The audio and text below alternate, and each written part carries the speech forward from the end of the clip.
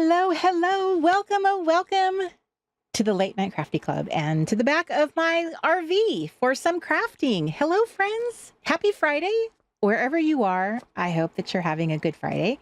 And I'm so happy to see you for another Friday in a row. We were just here. We had just assembled like a mighty crafty bat team. We were just here last Friday, and here we are again. So I'm so happy to see all your little faces as you assemble with our little crafty Wonder Twin powers. Activate. I know some of you are just not up to the crafting because it's been a long week. I totally understand.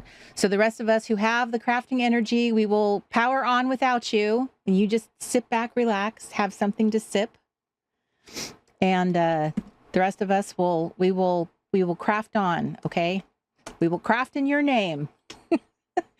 So it's officially fall. Yes, it's officially fall. I'm so excited, so happy. When I woke up that morning, it was the Julie Andrews moment. Spinning around. Oh, that's right. I asked Mark, can we take a little walk around the property? And I totally forgot to do it.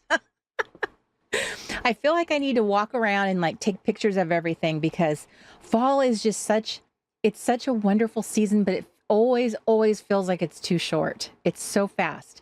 And I noticed that every time I get in the car and like go somewhere, it just feels like the trees are just turning too fast. There's just too much happening. Today, I went to another doctor appointment and I'm looking around and going, well, the trees are like, they're turning colors. It's only September. Stop. But yes, but they turn, they must. So I am so happy that you are all here. Wherever you are in this world, maybe where you live, the trees are not. You don't have the kind of trees that turn colors. So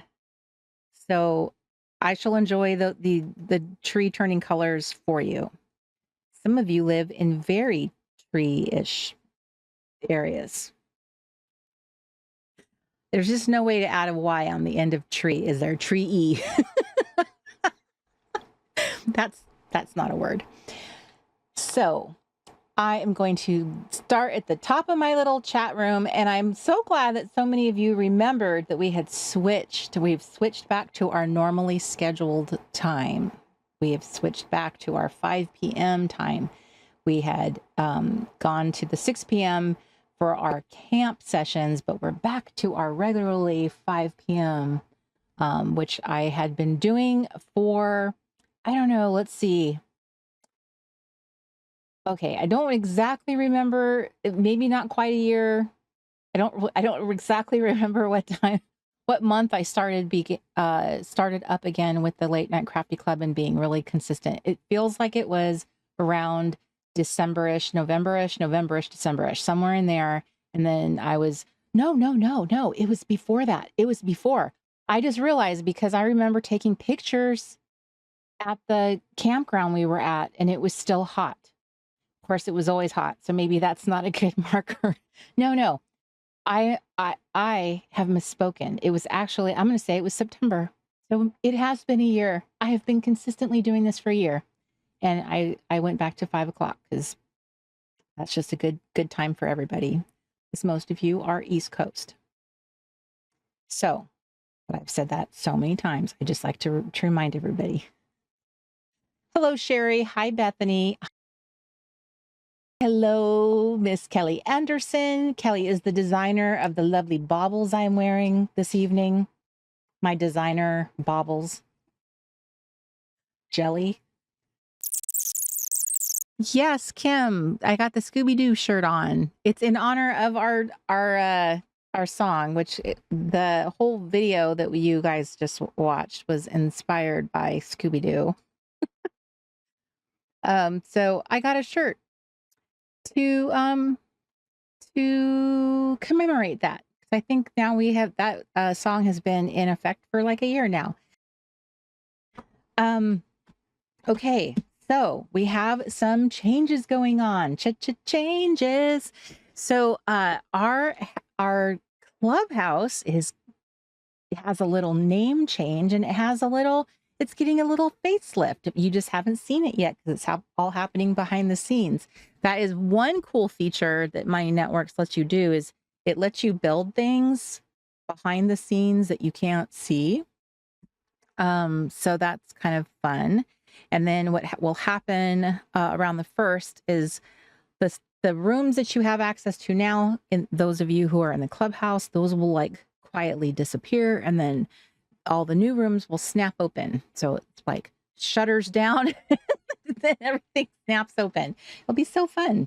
So yeah, we have our clubhouse is actually adopting a name from the past. It's actually one of the names that I had for one of my Facebook groups, which was the Happy Place Club. And so that is what we decided to do, is kind of bring back that name, which is felt nostalgic, which is one of the pillars of the community, which is creativity, connection, nostalgia, because nostalgia is one of the great things that like bonds people together.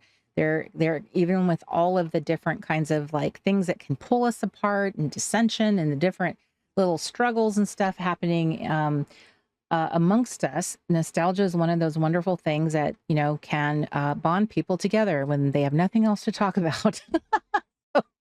So I just thought that was a wonderful thread that has just run for many years through my brand. It is very much, you can see that in all of the like the honeys. That was like a foundational piece of design aesthetic that I have always loved. It's what I became known for and like using in my design work and stuff, like how I liked to decorate. I pretty much enveloped them into my stickers and everything pretty early on. So that just is like one of my things. So nostalgia is very much a cornerstone of my brand, the type of decor and the type of style. It's always been very vintagey, very mid-century modern vintage. So yeah, nostalgia is a thing very much to me. So I love talking about nostalgic things. I love bringing it up. I love showcasing it in the events that I do and the products that I have. And I just think it is, it's fun and joyful, and it makes us think about very more positive things. Very much, even it's kind of built into the name. I think when people think of nostalgia, it already has a positive connotation, because nostalgia generally doesn't refer to like the negativity of that era. It's not the depression or the sad parts of it. It generally is that feeling of like, oh, the good old days kind of feeling. So, and it's something that even if you're in different generations, it's stuff that people can still bond over and remember, because you can have shared memories with somebody who is in a different generation, because you still have crossover, right, among different generations, which is nice. So anyway, if you are not in the clubhouse, this is kind of a great opportunity for you to start pondering that, because I'm about to kick off a really awesome new season, a new kind of project. It is very reminiscent. It's reminiscent of kind of the concept of like what I tried to do with camp, which is to kind of give a collective project for us to work on. I really wanted us to, as a group, I mean, whether you're here on the Late Night Crafty Club, which is here to stay, or you are in the clubhouse, or you know, these are the two main ways of which to connect with me and each other. But if you enjoy hanging out with me, this is one of the ways in which like you can work on something along with me. And in this case, I was trying to think of like, what have I really enjoyed doing over the course of time? And one thing I personally have found myself really gravitating towards is the like seasonal approach. I tried that in the membership for a couple years, and I really loved writing kind of like a seasonal content, a seasonal story. I tried different avenues with that, and I really enjoyed that. I really loved the idea of like embracing each season, and kind of each of them felt like it has its own personality. And there was, in general, each of the seasons had a very a similar, we were kind of doing the same thing in each season, but it just had a different little story with it. This time, what I'm trying to do is make each season have a specific project. So I was thinking about fall coming up, and it's such a magical season for most people. And so one of the things that it's paused. Of course. Chris said that he hit like to see if that helped. Chris, thank you very much, because I think you solved the entire problem.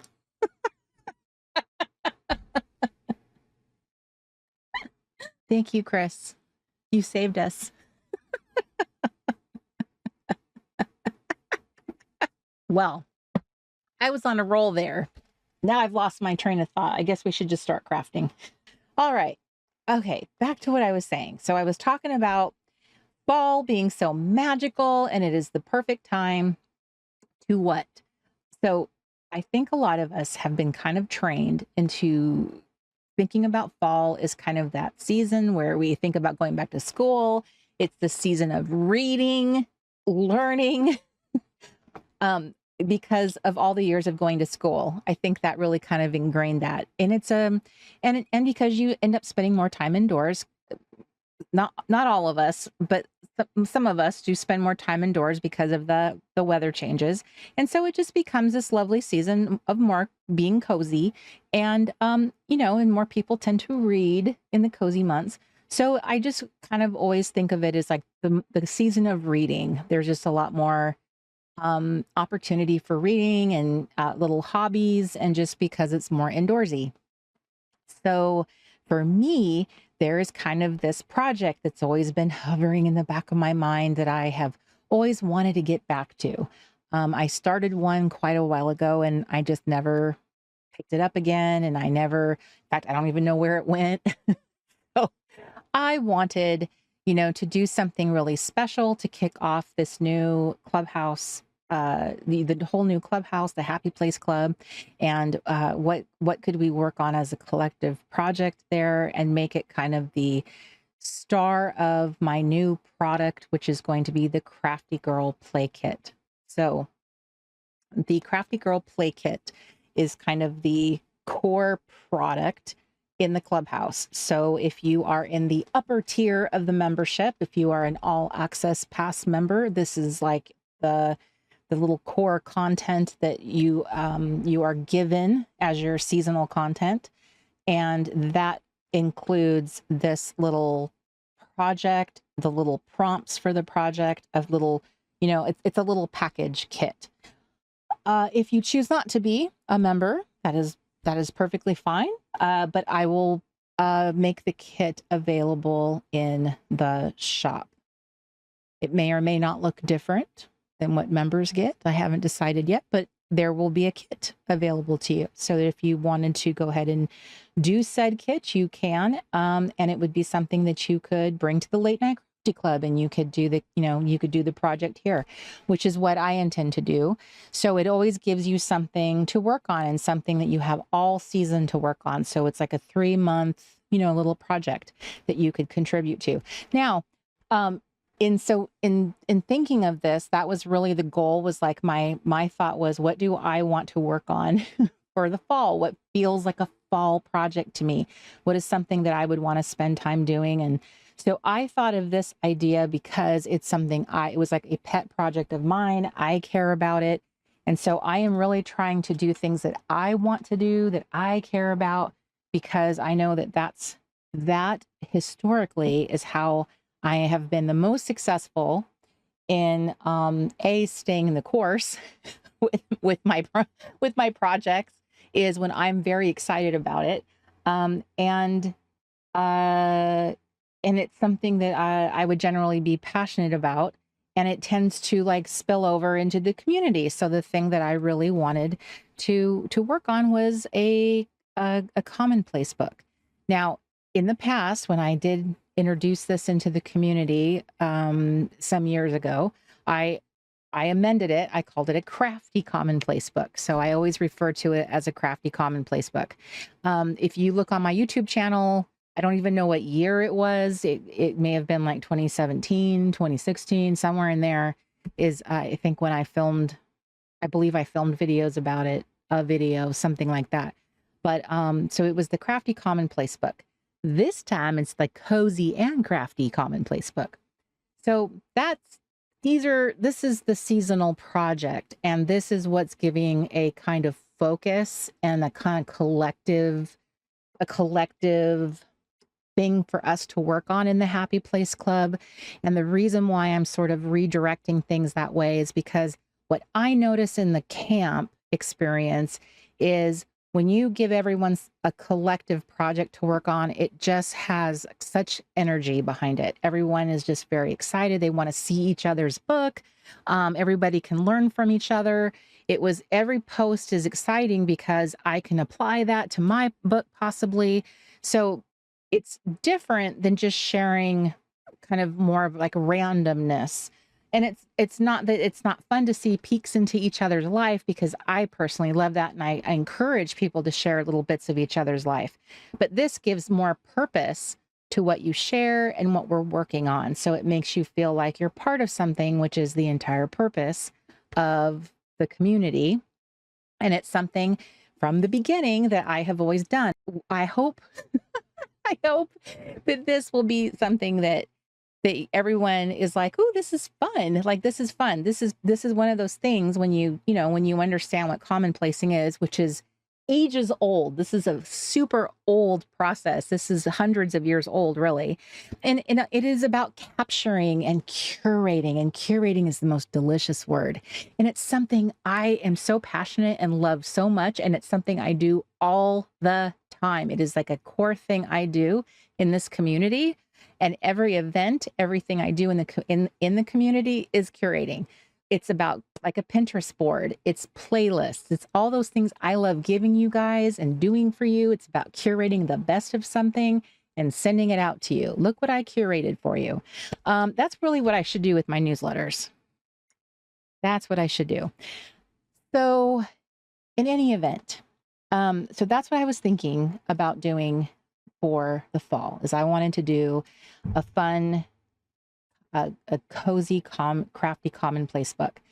Now, I'm on the fence personally about, do I just want it to make it a fall thing, where my original thought was I wanted to have it be like an ode to fall, like everything in it's all about fall. It's so delicious. And the next fall, I'll work on it just in the fall. So it'll be this fun thing I just do in the fall. Next fall comes around and then I'll add more to it. So it'll be my fun fall project, kind of like camp is your fun summer project. And you always kind of make this fun thing in the summer. So that's kind of where I'm at, is like trying to decide, do I want to add to it each time, or do I want to just make this general commonplace book and I just make it during the fall, but I just, use it all the time. Less magic-y, but it's more functional. So that's where I'm thinking, and you can certainly make that decision for yourself. And then, of course, the age-old question, what format am I going to make it in? What's it going to be? So I have some examples of some cool ideas that I think are interesting. So this is super, super simple. This is a super simple project. And that is really the hallmark of how I want to really make people feel about the Happy Place Club and the projects we do there. Simple. This is very simple. The summer camp experience is far more like, it's about it's your fun retreat. It's all crafty. It is like the blowout of the year. But the rest of the time, when we are doing other things, fall and winter, or at least fall, tend to be that's a pretty busy season, because you're gearing up for the holidays and all of the family gathering season. So that does tend to be busy, although October can feel so delicious at times. You feel like you have all the time in the world, but you don't. But it can feel like that for a minute, that you're like, ooh, this is going to be so lovely. Or maybe that's just me. But it never seems to work out that way. It just can feel like you are about to embark upon this wonderful, cozy, driving in the country to go find pumpkins and watch falling leaves. But none of that ever happens. But in any case, I think I've lost track, because I just started thinking about long country drives.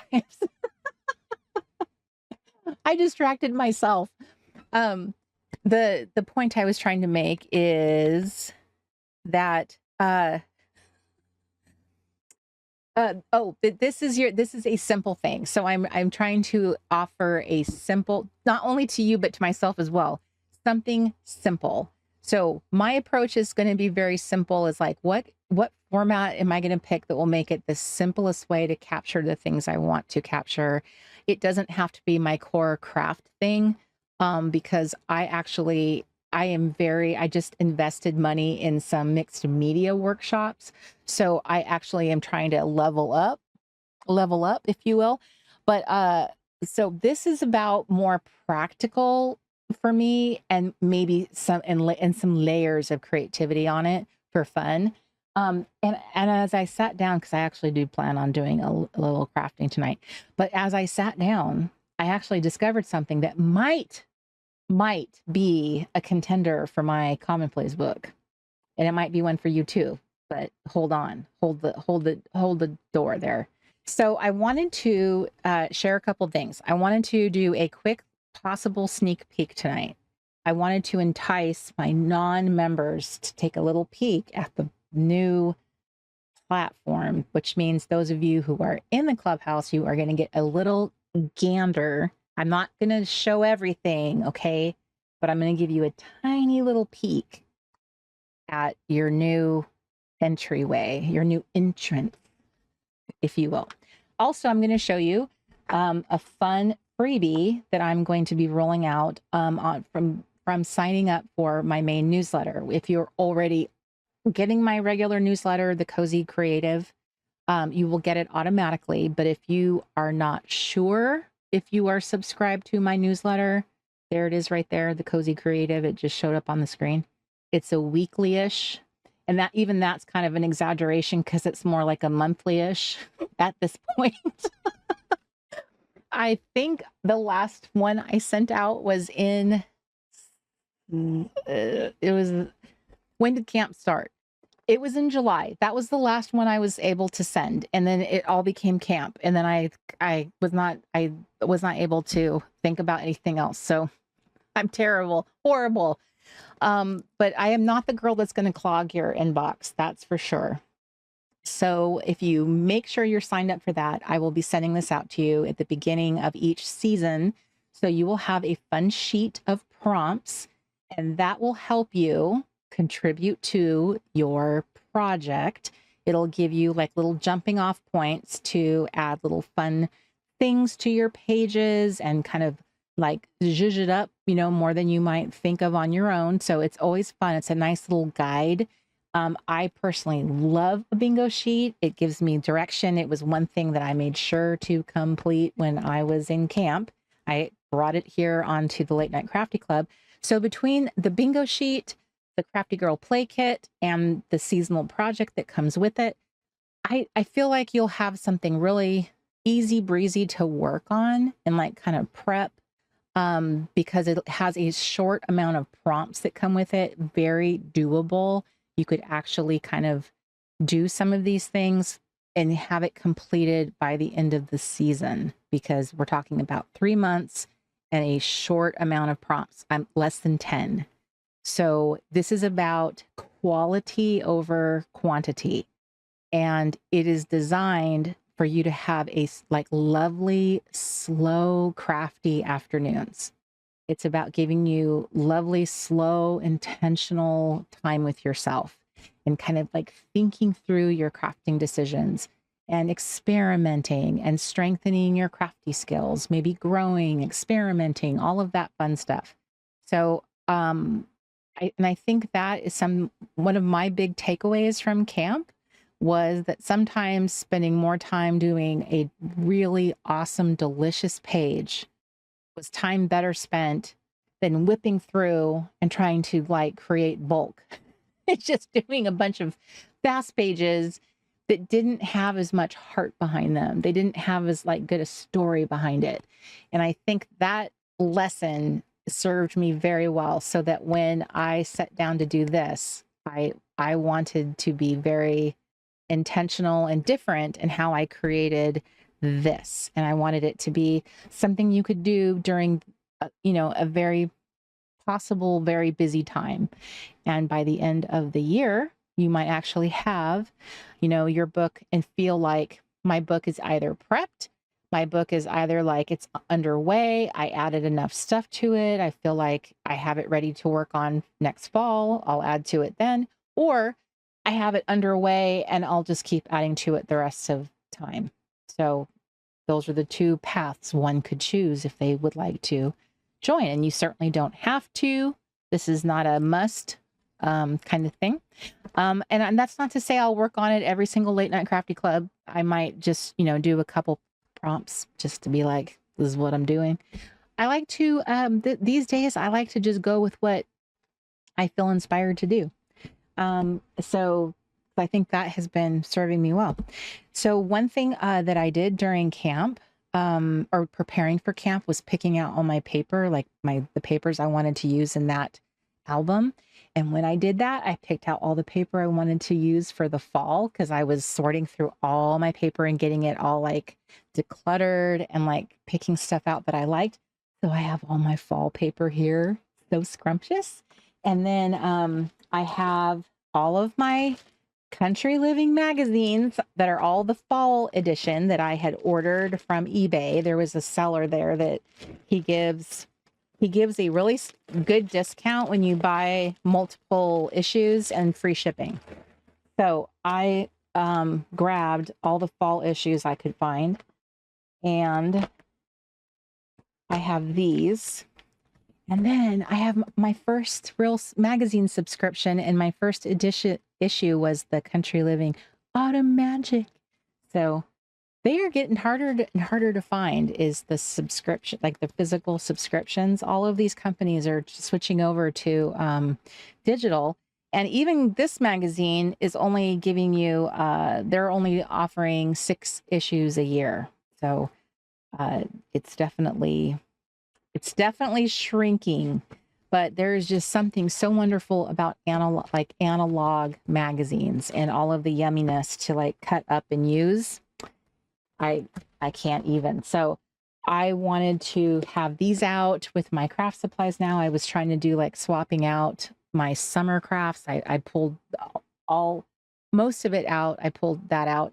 So I haven't completely cleaned up my little space and gotten everything set up for fall yet. I still have some of my summer, my little bin of summer crafts. They're sitting up there. So I haven't pulled everything out for I have really been loving this idea of getting kind of curating things that are more obviously summery, like things that have a summer feel that I bought for camp, getting those out and like packed up. So that's one thing that's going out the door. And then in this case, pulling out the things that are intentionally fall. So I'm hoping that that's gonna hold, please. I'm sorry. I have lost my chat room. The reset girl. She is resetting her chat. The reset girl. She talks too much.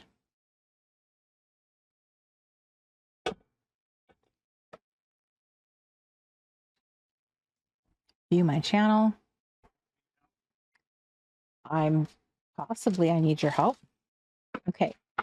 So before I go any further, trying to decide, should I do a sneak peek of the ClubHouse, and then we do some talk about the papers, and I show you the little examples of what you could do, and then I'll do my crafting. This subscription for Country Living, they had a awesome deal. It was $14, and that included the digital and all of their back, like all their entire back catalog of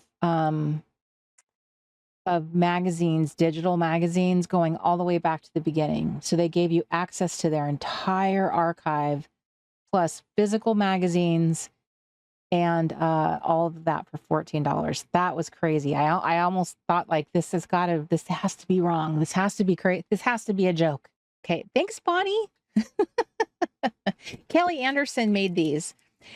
She made them in one of the camps, and it was for one of the classes. I asked her if she would make make some jewelry, and she made these fabulous beads and she sent them to me. I ordered something from her store and she tucked them in there because she knew how much I loved them. So I love them. Okay, so we're gonna do a quick little look. So just remember that this is the new Happy Place Club, and right now I'm just showing it's the new header, which current members can see, but then I'm going to show you stuff that they can't see. Okay, so there's stuff that is like hidden right now from everybody. So right now is our brand new header, the Happy Place Club.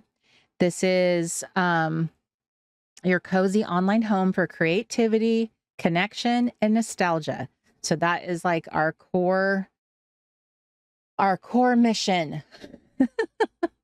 And I think that really describes the Reset Girl for a very long time. The brand, the Reset Girl brand, has very much, I think that's been what it has stood for.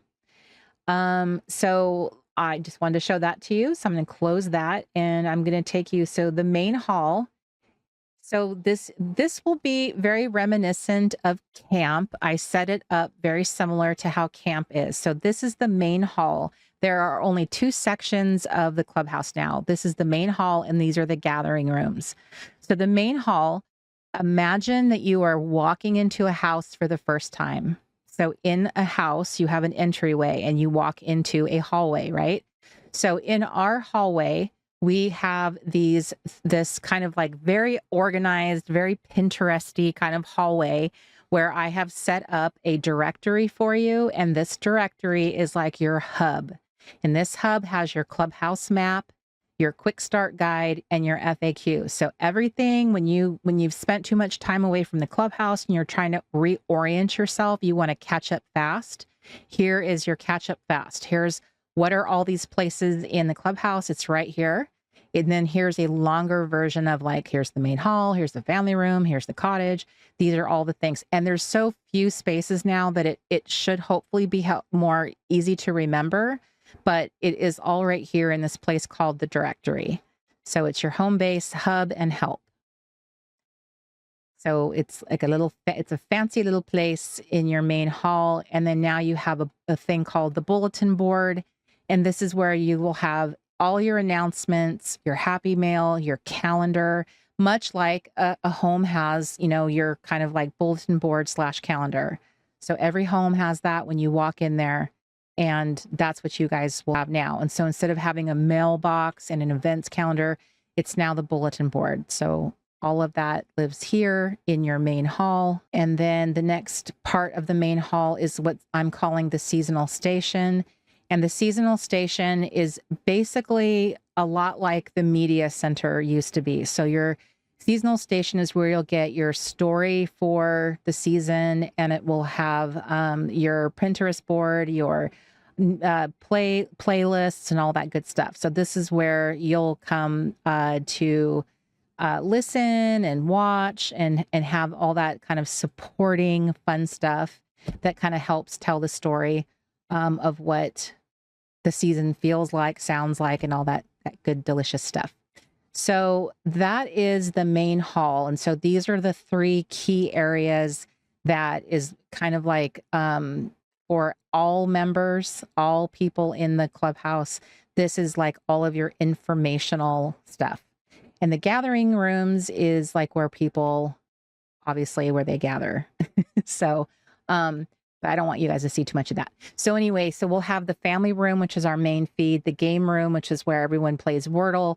And then the cottage is where the all access members now will get their play kit. And the play kit is where you have a printable kit that has the prompts for that project. And it has a little bit of like decor. So it's not like a full blown big kit or anything. It's very small and simple. So those are the pieces that are part of the all access pass. So you can buy it separate in the store, but if you get it here in the membership, this level of membership in the cottage, it also includes 3 live streams with me. So we will be working on our projects together. I'll be going over the kit. We'll talk about different aspects of our project together, and then we'll celebrate and show each other what we made with it. So it's kind of like more of a higher touch point level of membership. And so that is a kind of VIP type area that's separate. And so, and then there is one separate area for anything that is like prayer, praise, any kind of Bible chatty stuff that goes in this room. So that would be separate from the family room, which is like an all purpose, everything that's creative, want to share parts of your life and all that good stuff. So that is Amy, that is the live streams I'm talking about. So those are girlfriend gatherings now. And that happens in the cottage. So it'll be a short one, a long one, and a short one is how that rhythm will go for the 3 months of the season. But all of that is spelled out. It's all spelled out in the post that I put in the Clubhouse. So, and it will be reposted again in the new member when you get switched over, it'll be reposted again. But if you read the very lengthy post I put in there, I explained all of that in detail so that everybody was I think I posted it yesterday. So all levels of members have all of access of what's going on and happening. But that's what it looks like. And so it is going to be, I think it's going to be a lot of fun, and it's going to feel like, my hope is it'll feel very similar to camp. It'll be, I'm sure, less energy because camp is very special in that way. You can go ahead and close it, honey. It's obviously, it's a very exciting time, but this will give us a very fun, practical project, something that is very useful that you can use all years long. But it's something that we could, sharing with each other a project like this is really neat because it's something so relatable and something all of us would be interested in seeing each other's ideas. And something that, people would be very inspired by. So it's kind of, in my mind, it's very much the hallmark of, the thing I've always loved about having a community with the Reset Girl is people sharing each other's stuff. So anyway, that is what I wanted to share about our new Clubhouse. So the other thing I wanted to say is that, so you have that, and then you have the bingo sheet. This will be separately in here. And then this will be for the bingo sheet prompts, which these are right here. This will be for subscribing to my my newsletter. So if you are subscribed here, then you will, if you are subscribed to my newsletter, then you will go ahead and get this. And then these are something you would use along with your project. So that would help incentivize you and have something fun to play with as well. So there's the kit, which is included in the all access pass. You can purchase that separately as well. And then there's the bingo sheet, which is free for signing up for my newsletter. Now, because I am introducing all of this, and this is all kind of kicking off on around the first of the month, I'm trying to make this deadline with all my heart and soul. I'm trying to make this deadline. It has been really, really difficult. I was really, really lucky to get like stuff set up just at least to show that much to you. So it has been really hard to try to like gather all my creative forces because I feel like I used everything up doing camp. And now for my favorite season, I'm struggling so much trying to like put something out there that, that I love and that I want, to make something so wonderful, not like make something I want to use, something that's inspiring. And then I'm struggling to do that. And it's like, I personally have just not had, I've just not ever had this much of a struggle doing that. So I'm going to get that Clubhouse all, spick and span and tidy and up. But the kit, I want it to be amazing. I just really want it to be something that inspires me because that is the goal I am really working on, is trying to like make sure that I want to use every piece of something. And I really want to see what happens if I design something where I love all of it. Would it be something that I actually like use all of it? Will it make a difference in how, how things going forward? I would love to experiment and see if that's true when I have complete control over all of it and I focus on it like this is for you. This is like something that you're going to use. Will you use it? So we shall see. Okay, so the next thing I wanted to talk to you guys about was the actual project.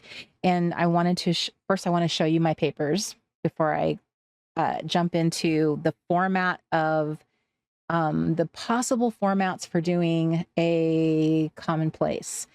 Because, historically people often use a notebook, which that's the historical purpose is like, let's get a notebook and fill it up with all of our notes. And it doesn't have to be pretty. I mean, it's about capturing all of your thoughts and ideas. Obviously doing it in such a way to make it organized is what a lot of people are very intent on doing, is you want to be able to find what you've written. There's so many videos. There's even books published about commonplace books. I find them to be very interesting. But when you approach the project from a very creative standpoint, you're adding these layers to it of making it very scrappy or you can even make it very junk journal-y. You can make it, when you start adding it in the different, choosing different components and different formats, it does add some complexity, but I just wanted to point some stuff out to you to help you think it through what sounds like a good fit for you, because I know this is like probably the most stressful part of taking on a project is what format is it going to be in? I know that it is for me, and I have to have a lot of time to think it through. Even I am sitting here waffling between two decisions, and I think that sometimes even talking that out can be helpful in having other, inputs on like, well, what are you going to build it in? What are you building it in? That can be helpful, which is a great benefit of being in the community. Is one of the things that happens a lot, is like the whole, what are you doing it in and why? And here's pictures, lots of pictures of like what I'm doing. So anyway, here was my my fall stuff. Hi, Miss Shelley. Here's some fall stuff. If I can, here we go. So this was so delicious, and I was really excited about this. So it reminded me of like school shopping. You remember when we were kids, and there was some level of school shopping. Sometimes the patterns and stuff kind of reminded me of that, of like getting like a new dress or, whatever that would be. So I went through all my stuff, and this is kind of what I pulled out that felt very fall to me. So I put these aside, and now that I have them out, I'm like, so this feels like really good contenders for doing something that's very much like a commonplace book. So these are all from different collections, different years. I love the way they all look together though. They ended up being so scrumptious. They have this wonderful like cottagey kind of feel to them. In all the years of doing this, I honestly have to say that the curating of paper is my absolute favorite thing. Absolute favorite thing, hands down. This one I loved was adding some of like butterflies into it. I thought like adding some little butterfly specimens into my almost like field notes, wouldn't that be fun? So these could be, I'm going to show you one example of how you can alter a book. I think an altered book would make a perfect commonplace book project, because it already lends itself to it. Now you'd have to modify the book, because it doesn't, obviously a book already has print in it. So it would require a little more work to use a book as a commonplace book. You'd have to create what I call journaling spots. I don't know if that's what they're known as, but that's what I started calling them when I made a altered book. I taught that in workshops on my cruise and in a retreat. aren't these bomb? I am so in love. I forgot what these all look like. I just found this pile together and now I'm so in love. I'm so happy that I took the time to do that. Here's like a quirky one that was kind of like out of left field, but I love it. So anyway, these are a bunch of papers that I have for fall. So in some capacity, I shall use them for something fall related. So one of the formats that I considered was this, which I showed you guys, I believe, on the Late Night Crafty Club. So this was this really cool vintage binder that I found on eBay, and I think it was $20. This is like an original 1970s something. I don't even remember what the brand was. I think I don't even remember if it even had a brand name when the seller posted it, because I don't see anything on here that would tell me what its brand is. I don't have my glasses on either though, so that might be part of the problem. Anyway, does this look like, does that look like fall or what? Hey, Kimberly, she says, I still have my journal commonplace book that I made on the cruise. That is such amazing timing that you showed up right when I mentioned that. So here's the little book that I made on that cruise. And I just wanted to show you really quick about what would happen if you decided to do a book, to do an altered book, because obviously books have a lot of print in them. So you would have to, work around that. So here's, a paper, here's a little vintage hardback book. I lined the interior to make it more fun. And then in this case, you would be able to do some of the pages is just lay down some, you would lay down some of the scrapbook paper on a page and then trim it down so it fit. And then another way of building scrapbook pages in it is to cut away a page, leaving about an inch of the book page left behind, which you can see right here that I did that. And I washied a hinge between the scrapbook paper and that page. So it's like anchored, it's joined together with washi. So that gives you this little kind of like, it brings two types of paper together, and it gives you the ability to add a scrapbook paper, like on both sides, so that you could use fun paper in here. When you do an altered book, you're going to end up pulling a lot of pages out of it, which is going to feel weird, but you're going to be tearing a lot of pages out to thin the book out, because so much of what you're going to do is adding bulk. So it is going to feel a little strange to do that, but you're going to have to in order to do that. So a journaling spot is just adding some kind of piece here to add, writing back onto the page. So here would be an example of a journaling spot, is some little area that I've added to the page to create text. So this is what an altered book would look like, is you finding creative ways of attaching things onto the page in order to write on it, because obviously you can't write directly over all this text. You'd never see anything. So this would be more work. It'd be more creative. It'd be fun, but it's more work. You have to do work to prep the pages. I showed you something super simple. There are so many ways to alter a book. You could go on YouTube and put, altered book ideas. You will see so many concepts of how you can, do stuff to the pages, different ways of adding things to the pages beyond what I just showed you, beyond just putting a piece of scrapbook paper down. There's ways of using the gesso and paint. There's so many things to do with altered books. It's a bigger project doing it that way. So if that's totally, if that's your jam and you want to take on a project like that, then you certainly could. And these are fun to do. There's obviously different levels of intensity of doing an altered book. I did this as a simple version. That's what I taught on the cruise. So I brought a bunch of these for like my mom and my aunties that came, and I gave them all a book to do so they had something to work with, and they did an awesome job.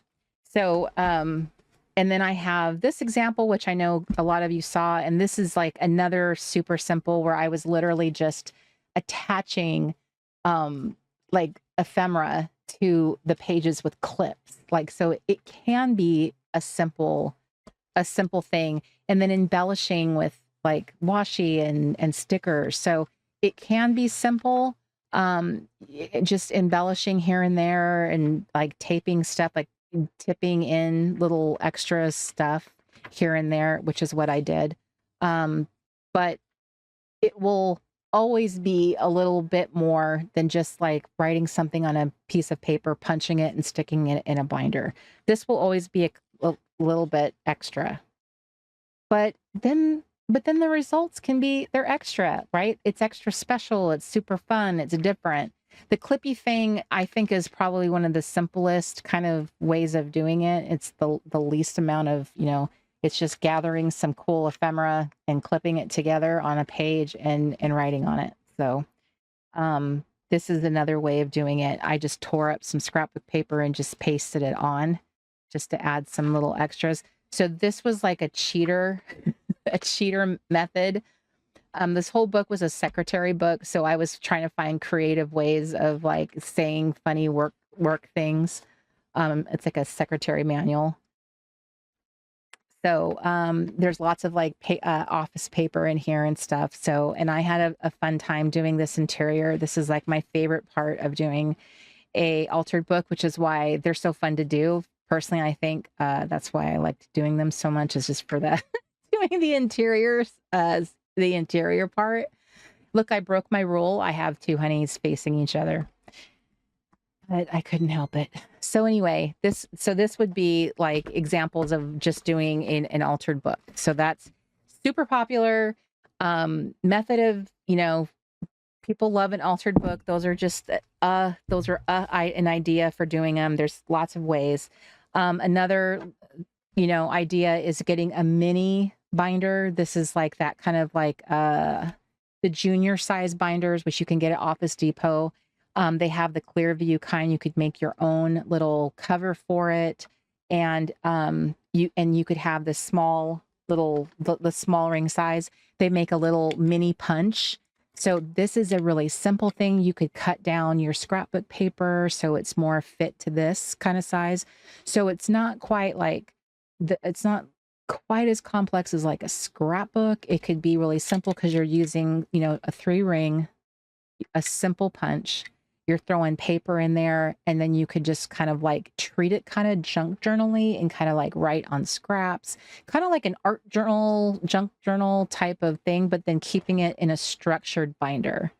So I love that idea a lot. I'm kind of toying with that. It's kind of neat to think of like how cool that would be with commonplacing, which all commonplacing is that you are just capturing quotes, lyrics, scripture, thoughts, lists, ideas. If you want to just focus on the season, it's like, here's my thoughts this season. Here were like profound ideas, epiphanies that I had.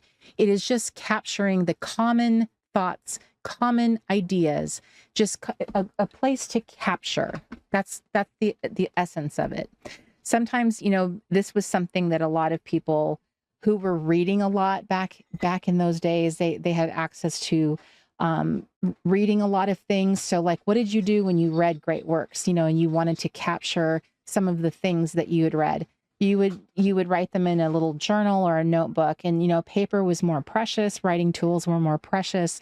So people would have all of these things in this precious little book, and they called it a commonplace book. So that idea, I don't remember the years, if it was in the 1700s is when the commonplacing was a thing. So you can find information about it, like going back to its origins. I've read a book about commonplacing. I've read essays about it. It's fascinating. But that is essentially what you're doing. You can, which I think is the best part about it, is just the thoughts of like, capturing the best of, the essence of, having this one repository of all of like the all of the best of something, you know? And one of the things that I think about, which I think a lot of us would love this, is oftentimes I wish I had this place, this little library of quotes that I could use in my crafting. I see beautiful quotes all the time in art journaling, junk journaling, collaging, and I always think, where do these quotes come from? You know, I wish I had a place where I could capture all these great quotes that I could use in my artwork.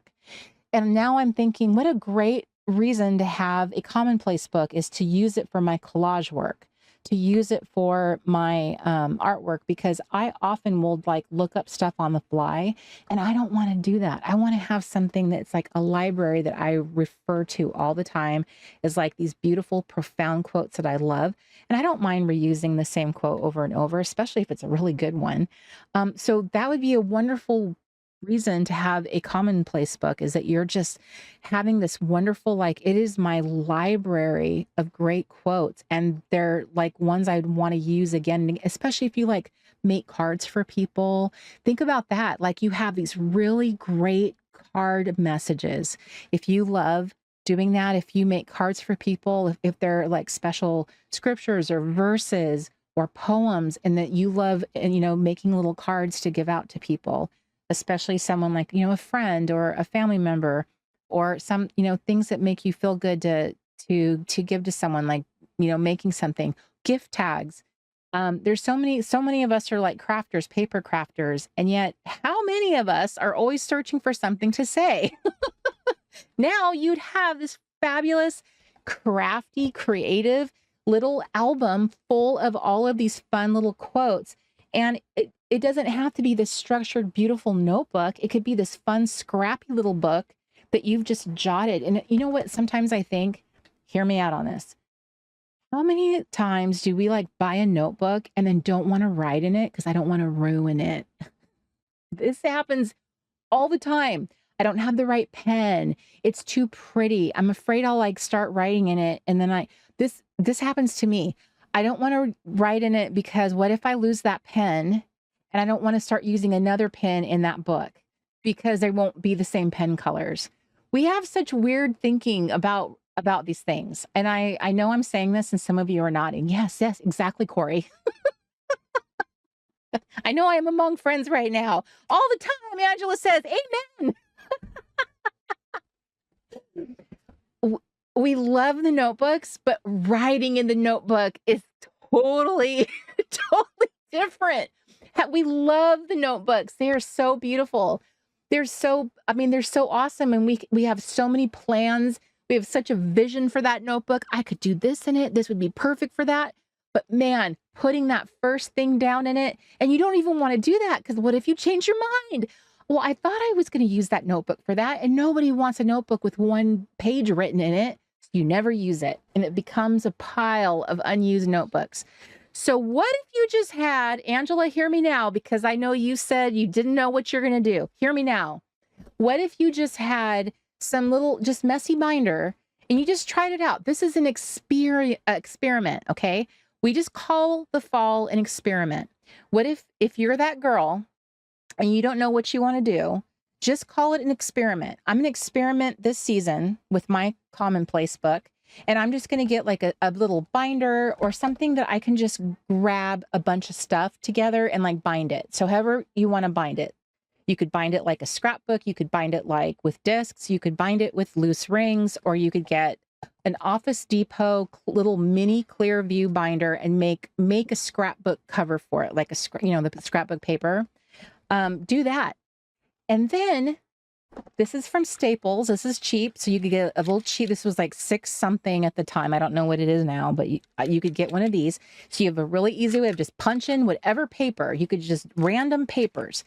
So your papers are messy. They're not perfect. They're not matchy. And that way you won't feel weird about writing stuff on them. And you just write your thoughts. Write a random thought, write a quote here, write this, write that. Even if you don't stick with it, at least you'll have all this cool paper that you wrote your little thoughts and your quotes. you can still use those in your projects somewhere down the line. So it won't be wasted effort. You'll still be able to use all this. You can cut up your quotes later and use them in other projects. I'm preaching to myself right now. So even if you don't stick with this process and you decide later, okay, I feel more confident about what I want to do. I am going to do an altered book, or I am going to do this. Maybe down the road, you'll feel more sure about how you want to do that later, but you'll still have a bunch of loose, cool paper. Maybe use some of your stash, and then you'll have all that loose, cool paper with your handwriting and all that. And you didn't give a fig about what it looked like, what pen you used. And now you've got all this fun, just fodder to use in your junk journals, because that's what it's supposed to look like. It's supposed to look a little messy. Only I think a lot of us have a hard time making things look intentionally messy. So let's do an experiment. I'm really feeling that word for 2026.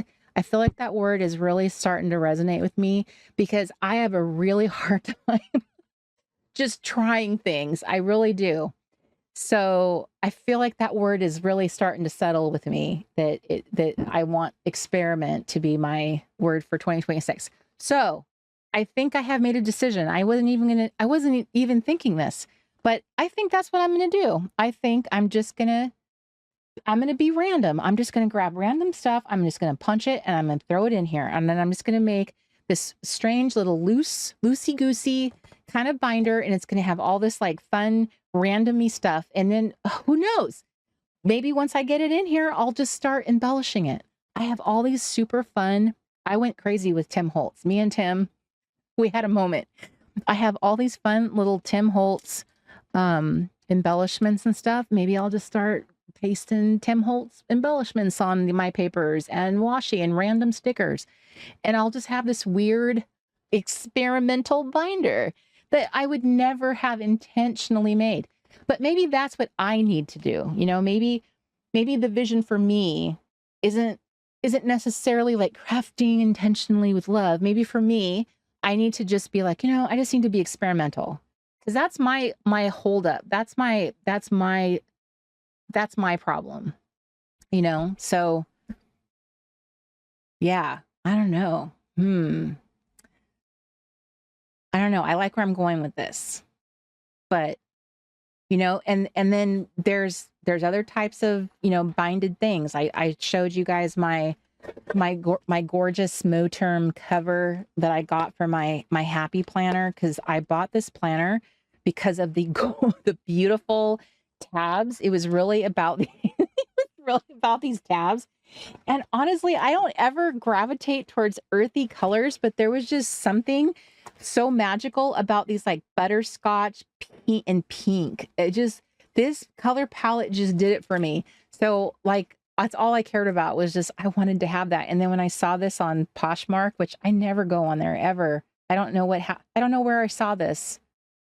I don't even know how this happened, honestly. Oh, I know. I Googled it because I've been trying to find anybody who makes like nice covers for happy planners now. They seem to have disappeared. And somebody was selling this for like half of what it retails for. So yeah. So you could do a commonplace with like a happy planner situation. Can I show you something?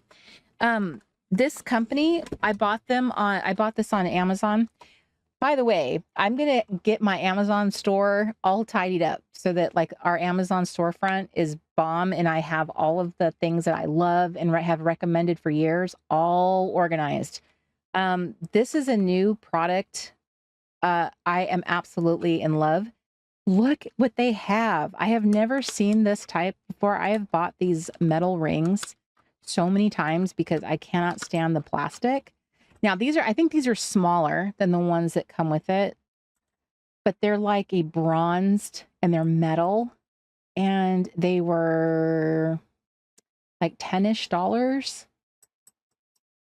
They are so cool. I love how they're like bronzy. I have not seen this style before. And I've paid much more than that for metal ones. I always gravitate towards metal. So if you want to do a commonplace book in a happy planner type thing, The great thing about Happy Place planner type products is if you had their punch, all you need is a set of discs, and you can make your own covers with those little chopping mats that I showed you guys that you can get from the dollar store. So you can whip up one of those, like a DIY thing, and make your own doing it with the discs. I mean, that would be a way to go about it as well.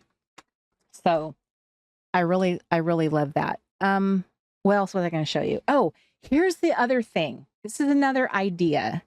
This is one of the ways in which I was thinking about this project as well when I started it, but you could do your commonplacing on cards. Now, with these cards, I started, going to town and making them really like crafty, and like it was all about putting pictures on them. But you could make sure to leave space for your writing. So like you could put like a picture on this side and then have, room for like putting your quote. So you could have crafty commonplace cards. That was going to be a workshop I was going to teach. So I'm handing that one over early. So like here was a quote from Golda Meir. Trust yourself, create the kind of self that you will be happy to live with all your life. So I wanted to have like a library of great quotes, but look how much more fun it is when you have beautiful cards to look at. Isn't that a cool idea? So maybe, you do this kind of thing with them instead. So I actually was starting to miss my cards when I started looking at it this way. I was like, oh, I should think about that too. This is when I made the little envelope of bits. You guys remember, this is how I brought back the Late Night Crafty Club, was doing my cards. So here was making a little pocket. I want to do a whole workshop on stuff like this. Kelly Anderson, are you still here? Paige and Kelly Anderson. Yeah, this was like a fun pocket. See, I don't even remember the Cori that did this. There was a version of me present. Note to self, Kelly. Let's do a card workshop. So I think this could be a really fun way, and it would be loose. If you didn't like how it, if you started writing or whatever and you didn't like it, you could toss the card. That was a cute quote. If you want breakfast in bed, sleep in the kitchen. And then here was a card I made using the Trader Joe's Harvest Blend Herbal Tea. So this was from fall. This was my fall card. So yes, I was doing the Late Night Crafty Club in the fall. So anyway, this is just, yeah, Mark, here it is. Here's Mr. Right. We were trying to figure out when I had been doing it. And we were trying to like use my YouTube channel to figure out when I had gone back to doing the Late Night Crafty Club. And here's evidence, honey. This was the Mr. Right clip that you found. So anyhow, here was my other fun way of doing commonplacing, would be using cards. Thoughts? Anybody have any thoughts? See, sometimes it ends up different and it's better that way. I don't know if that was a real quote or something I just came up with. I have no idea. It is too expensive if it costs your mental health. That is a quote for sure. This is so cool. I have not looked at these in a while, and this is giving me all the feels, like giving me like, making me want to, I can't spare a square. I just recently went through all the entire 9 seasons of Seinfeld recently.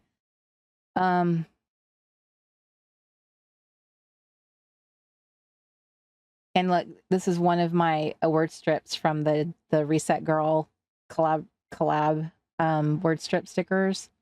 So adorable squared. That was one of my word strips. Your direction is more important than your speed. See, so these are examples of ways in which I was doing it, like collecting my quotes. So these would just be really fancy cards.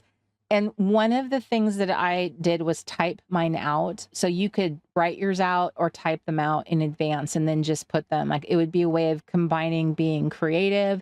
You could be less creative. You don't have to be this fancy if you didn't want to, but this is a way of doing it. Laura says, I still have some of those word strips.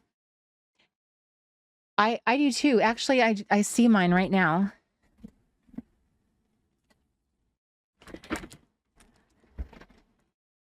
That's really cool that you do, Laura. I'm sure a lot of you were so sweet, and you guys really supported me on that launch and bought a lot of stuff. I remember that being huge. That was a huge deal. But yeah, I still have a few things from that I have up in the little bin right there. It's kind of fun to look at every now and then. And when I say look at them, I just glance up over there at them. Hi, Denise Thornton. I haven't seen your little face in a while. Good to see you. Me too, she says. I still use them in my planner. Well, Kimberly says, I have mine too. I'm such a hoarder. I know. A lot of us are, right? We are little hoarders. Kathleen says, the Reset Girl stuff I hoard, I may use them for this project. You know, that's a good point. This project, if you choose to do this type of project, I would say that collection actually would make a really good appropriate use of it. It's kind of interesting. I remember when looking back at that whole thing, and I remember it all coming to be. It was such an interesting experience. What a cool experience, though. I always look at that and I just feel so incredibly grateful to have had that experience, to see like my brand name on there, and it's so neat. And then like to share that with you ladies that you know we're all hoarding it. None of us want to use it. Because it's kind of, you know, there's some things that come along that are very special, and you just know you're not going to see it again.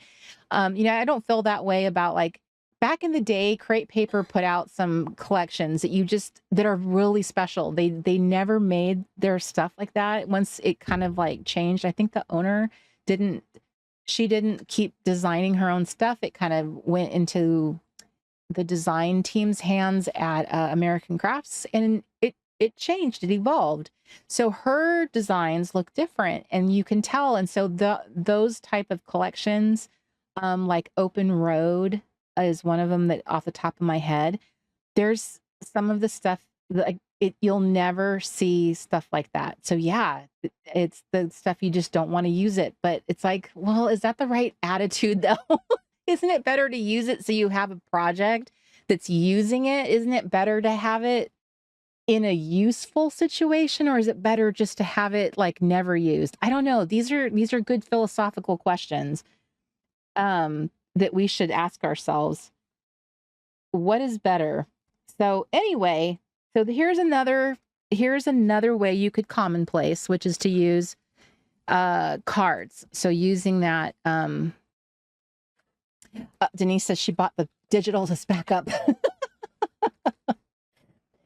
So you could start a little card collection of your commonplacing. And the neat thing about this is, you know, they're loose and you can kind of like move them around and catalog them like a true library card index. And that can be very satisfying because you can organize them.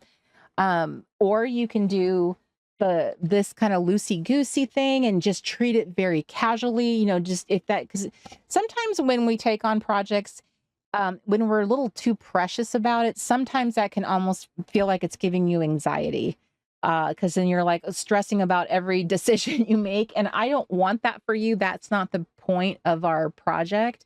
And if that is what you're starting to feel just about like, what if I pick wrong? And I'm saying it because I do that too. I can already feel the what if I pick wrong, you know, voices popping up.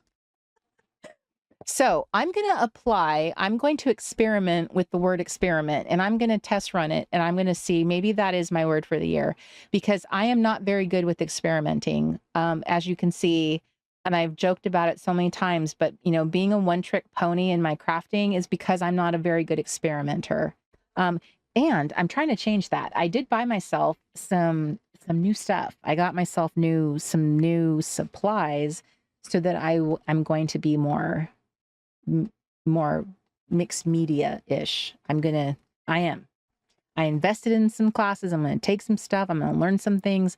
I'm going to push myself harder. So we're doing it.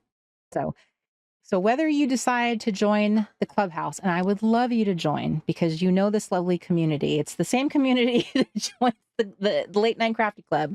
But whether you choose to do that or not, the Late Night Crafty Club is always here. So this is basically it's the free level of being with me. And then you have the bingo prompts. All I ask is for your email. I think that's fair. I won't bother you much, trust me. But you stay in the loop because I am trying to be better at, I'm going to be trying to do better with my emailing. I did get some valuable input about emailing and how people do appreciate my emails and that they like them. And I have been being a little bit more creative and crafty when it comes to digital creating. And I would like to create more so that I have some new little art prints to sell. Because I am just very excited to move into my new cottage and get it all spruced up. And I want to have a gallery wall in there. And I want to see some of the things I've created up on my gallery wall. And I would love to say, hey, would you like to buy some of my prints? So we could be twinsies, because I think that would be so fun. So yeah. So anyway, that's what I did recently was I created some really cute little prints and that was the last thing I offered. And so I'm not a really big, I don't like to push you guys and always tell you I got stuff coming, but thank you, Terry. But I was thinking, here's a thought I had. I was like, it's fall and it's time to start looking at fall manicures. I love pulling out all my fall nail polish. And I thought, that would be fun to tell people, tell you guys. Don't we all love to have our little nails done with fall colors? And I thought, well, that would be a simple thing is why don't I just tell them what fall colors I love? Right?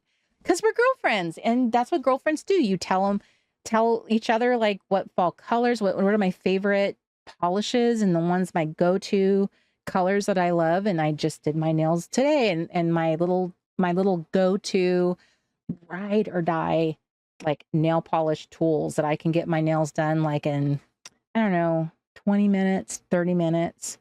Because I always try to get my nails did before I, jump on here. So that is one of the things I thought that could be in my newsletter and maybe just talking about I try to do this, share that in the Clubhouse. So then I thought, see, why don't you treat the Happy Place Club like your Instagram feed? Do you remember how you used to share so much on Instagram? So these are just the mentality that I have to change my thinking and how I do stuff. So I'm just I want my newsletter to do better. I need to do better. And I just need to stop feeling like I'm bothering you because that's what I feel like. I need to stop that. So Amy, the cottage I'm talking about is we are parked on my Mark's parents' property. They have a really, really large property, and directly in front of us is this little cottage. It's like one long room. It's like one of those little modular units that you can buy and put on your property. It's like one long room. So they have one. It's attached to an outdoor kitchen, and his parents very kindly are letting us rent it, and very inexpensively. And so it's mine. Now, right now, it is being used as a storage center, which is kind of why his parents offered it to us, because we were trying to shift storage. I now have 3 storages. This is ridiculous now. So we are trying to shift around and get rid of more storage. We need to get rid of stuff.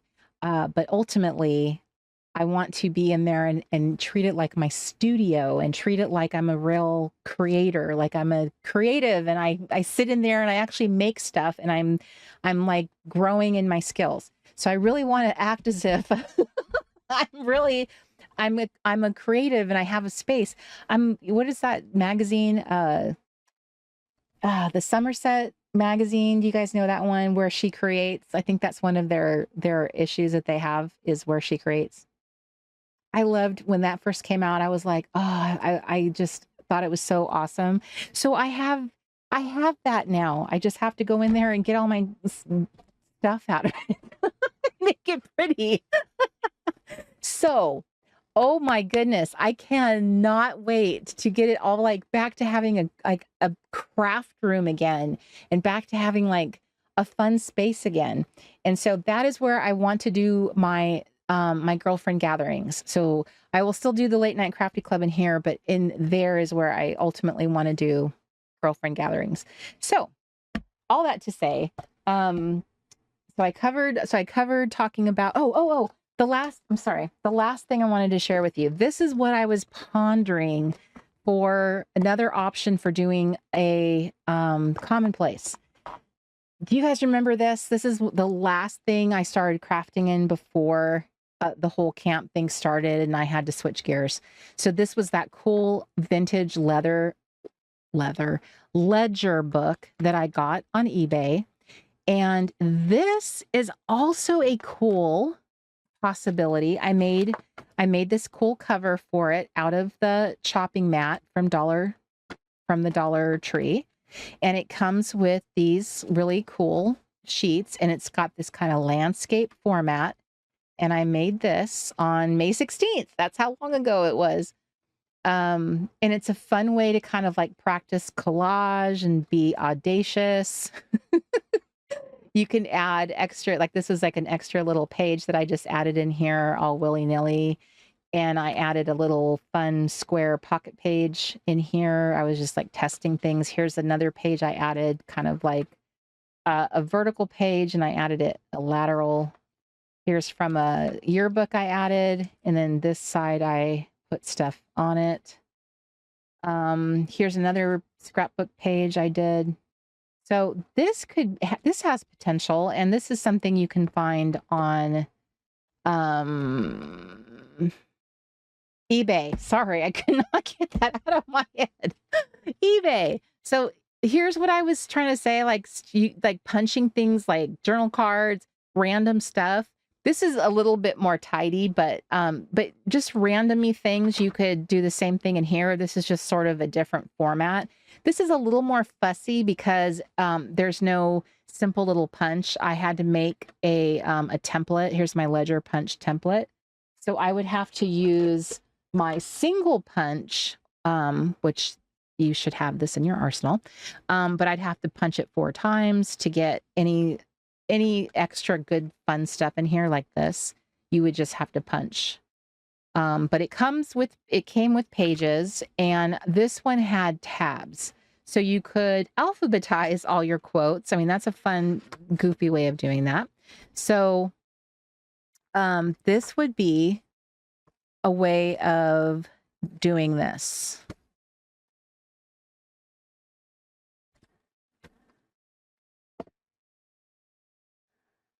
Doing a commonplace book. So that'd be another fun way. And it's very structured. Like, you know, if you had the ledger in here, it's like you could have like entries. So that'd be another way. And you could kind of like do a hybrid of like junk journal / you know, like collage kind of like fun. So you could kind of really fluff it up and make it more fun. So this kind of landscape way of like having a ledger is kind of novel. It's kind of different. So something like this might be a fun way too. So these were some of my suggestions of like, this is probably a little, this is my opinion. Although I did show you a simple way was attaching stuff to the pages. To me, this is the more work intensive. But if you're ready for a cozy, just crafty season and you're like, no, a altered book is perfect. That's like, it's the perfect theme to do it. Cause I think it is. I definitely do. You just thin out your book by tearing out the sheets in here, you know, like you want to just you want to, the best way to do this is to like have a metal ruler to hold the pages down and pull the page out. So it's super clean. Pulling the pages out is actually a little tricky to get them like very clean here. So a lot of people hold the pages down with a ruler to get them out. So just thinning out your book is actually something that you'll need to do. And it feels really weird to do that. Most of us have been taught to have respect for our books. So it is odd ripping and tearing it apart. It does feel weird to do that, but it must be done because you will end up with such a fluffy book that you won't be able to like close it and use it in a more practical capacity if you don't. And you definitely want to, fill it back up again and make it fluffy. So that's where you're giving it breathing space. Okay. So I now think I have covered all that I wanted to share with you about that project. Okay. So now you know that's what I have coming up in what I'm calling the cozy season. I'm not technically calling it fall, even though it is, because December is December's part of that. Chris, I think you asked the question, is December part of fall? I think you asked, is Christmas part of fall? So Christmas technically isn't, because right before Christmas, it turns into winter. It's like a few days before is the equinox. No, I'm sorry. It's the solstice. It's the winter solstice. So it flips over and it becomes winter. But it's like the majority of that month is fall. And I think that's the one that feels the weirdest to most of us. If we were going to take a poll, I think for most of us to say, do you think December is fall? Most of us would say no. It absolutely is not.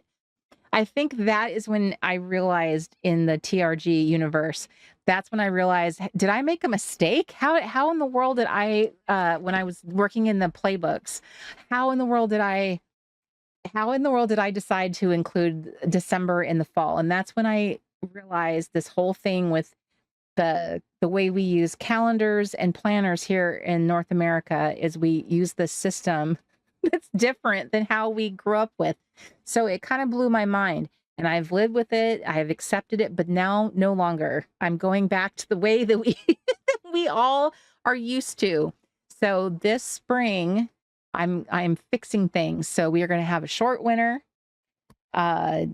January and February, we will have 2 months of winter. And then spring, March 1st, spring will be March, April, and May. So then we'll be on track. We'll be back on track the way where most of us are used to. So we will not align with the planners that we have in our calendars and planners, but we'll be back to the way that we were living our life for so long as kids. So, all right. Does anyone have any questions before we move on? And she remembers my craft room in Washington. Oh, I loved that craft room. It was so pretty. You know what? That craft room, Wayfair reached out to me and asked if they could feature my craft room on their website, because they wanted to feature my craft table, which was weird because it wasn't a Wayfair product. It came from IKEA, but they wanted to show my craft room, and because they were doing an article about craft tables. So that was really cool. I never got to see it. I never got to see the finished product, but I thought that was really neat. I remember when they asked me. I think I'm just going to jump in and do some of my pages, because I haven't been in this book in a while. Did I show you guys these really cool stickers? Where did I show them to you here? Yeah. Okay.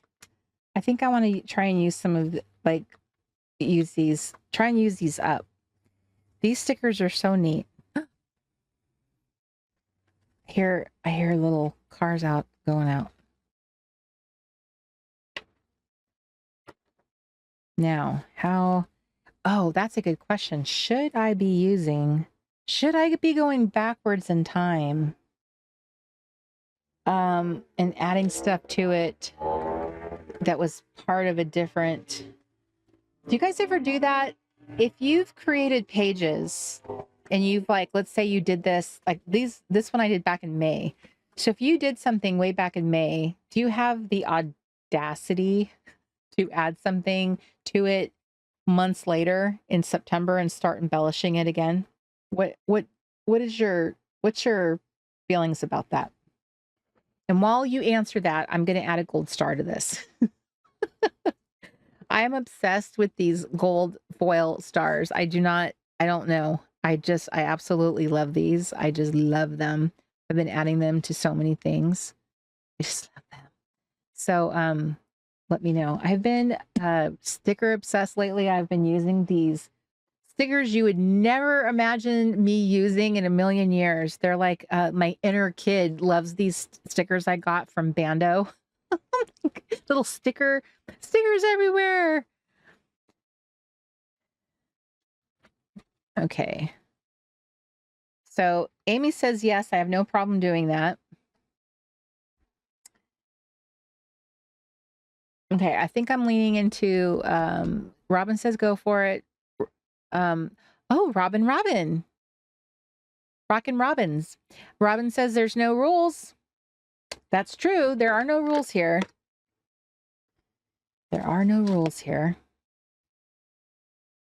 Rock, Robin. Where's my little...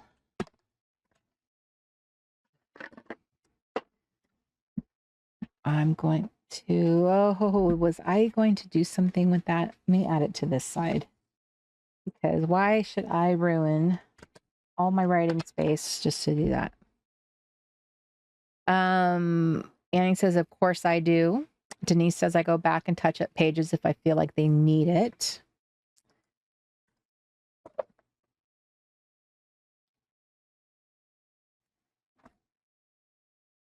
Ooh, I have a book. I don't think I've used this book.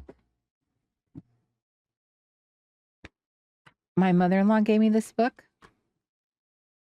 I think I'm ready to start tearing it up. Ooh, are there, what are those? Are there geese in here?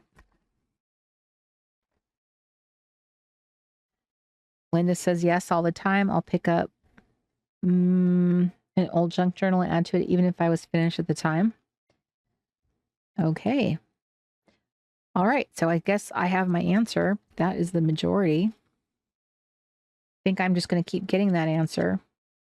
Okay. So let me see here. Sandpipers, gulls, pelicans.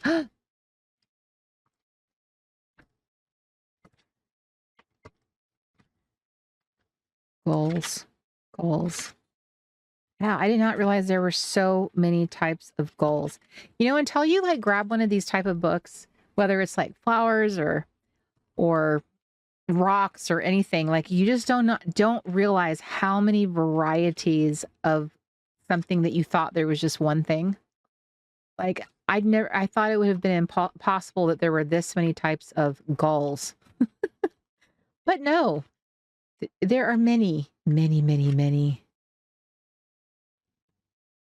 And also, I wonder if some of these birds no longer exist. I don't know how old this book is, but I'm pretty sure it's old. Could have sworn when I was moving through here, a plover, an oyster catcher, a black oyster catcher. What a cool bird name. Oyster catcher. An Aleutian tern. A tern. I never knew that name. How fun. Okay, I need to find a good bird to pull out of here. A brown booby. I feel like I'm a little kid, but Who decided they were going to name a bird Booby? It's from the family Saludae. Seabirds with large tapering bills and pointed tails. Larger than most gulls. Sexes alike, boobies sit on buoys. They fish by plunging from the air like brown pelicans. Who named them? I need to know. Certainly there were other names available. See, look, now people are getting their their comments hidden because we're using the B word. American widgeon. Duck-like swimmer. A purple gallinule. Wow. A Barrow's goldeneye. A bufflehead. A bufflehead. That's going in my book. A bufflehead. You know what? Just for how cool and different these names are, like, doesn't that feel like it warrants being in your book, your junk journal? Hey, Sherry Davis.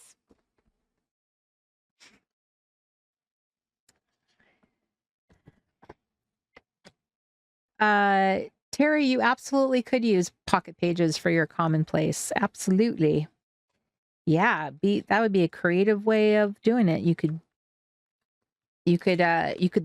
use journal cards for your commonplacing, which would be an excellent way to use up your journal cards. If you have a bunch of journal cards, a lot of people end up with journal cards, from like subscription boxes and, just in general, just end up having a lot. Oh my goodness. The bufflehead. I don't even know. What do you even say? Kent Bufflehead, wasn't it?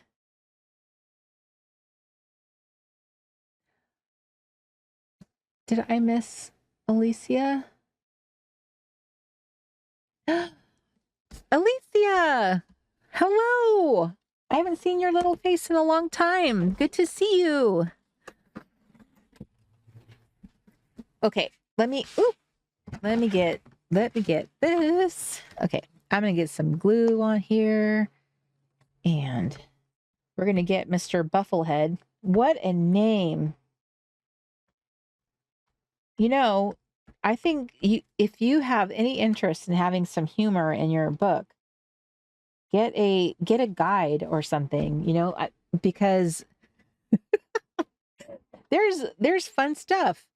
I'm like, what other animals could you find? The Nuttall's woodpecker, the ladder-backed, golden-fronted woodpecker, you're a red-bellied woodpecker. Sparrows are so cute. Oh my gosh. And look how many there are. There's so many sparrows. So, what's funny about woodpeckers? I think all of us, when we think of a woodpecker, who do we think of? Who do you think of when you hear woodpecker? And every time I see one in real life, that's like all I can think about. Yeah, there's one that looks just a lot like him. Oh, Sherry. She says, I thought you said get a guy. A guide. Ellen says, Woody. Yes, Woody Woodpecker. Now, this guy right here, he definitely looks like something else. He has a face only a mother vulture could love. He has a very interesting little face. Wow. There are some really interesting birds. Isn't it amazing to you when you see like just all the varieties of something that there is? It's so mind-boggling how many types of birds and how many types of, I don't know, just all of the different little creatures. and how many, and the varieties, and the colors, and the patterns. A trogon. What the heck? What kind of bird is that? A trogon. A kingfisher. Now that I've heard of. That's a bird, but I've never heard of a trogon. Anybody else? Anybody? Is there a song named after the trogon? Oh my goodness. What is this? Look at this cool tail though. He looks like he is wearing high fashion. That's something else.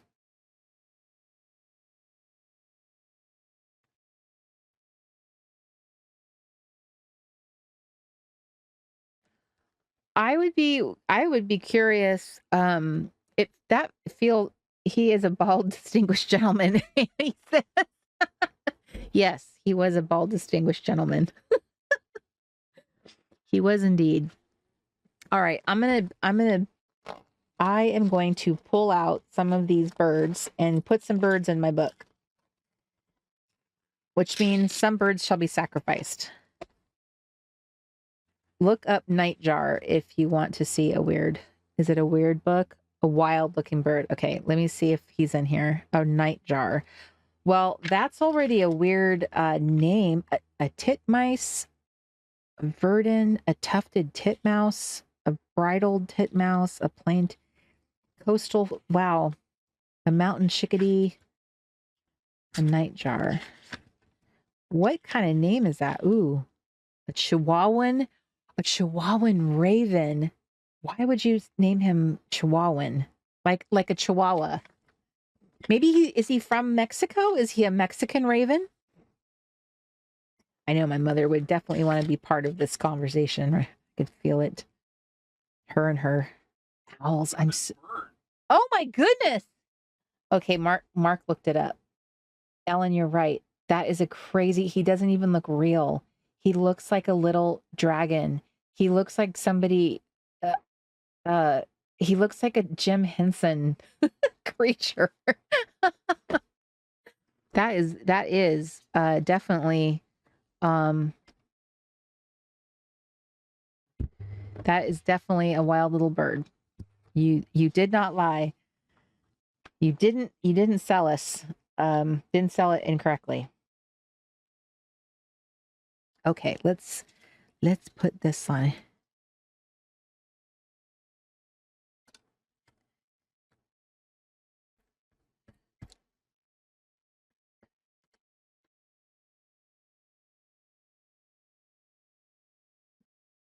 Rita would love him, right? She would be like doing her little bark, not her little one, and then she'd have her little fur up on her back, chasing it around the yard. He looks like an owl with a lizard head. That's a good way to describe him. That's a wild looking bird. Okay, so this is fun. Look how that just landed right there. Now I am covering up their names, but that's a fun little journaling prompt. And I love how it says enjoy the journey as for the graduating seniors. I think I'm going to sacrifice this little card that I really love and put that there because I think that's fun. I'll probably regret that later. And the reason why I say that is because it feels like, in a way, it's a little too, what's the word? Like simple, where I know I'll zhuzh it up. I'll make it a little more strange. I'll find something in here to make it a little weird. Here's Audrey.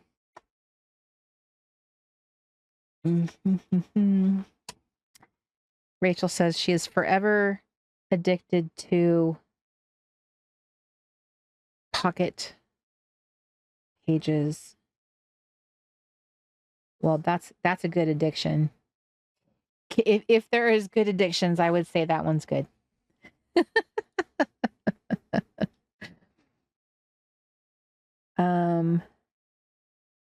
Like that. I got this from the paper basket on Etsy. I remember this one. There's these little poems that came in the, I forget, like you could get like 6 of them or 8 of them, and there was like a little, it's so cute. It's a little, like a little piece of ephemera. I don't know if it has like adhesive that you attach on it or something.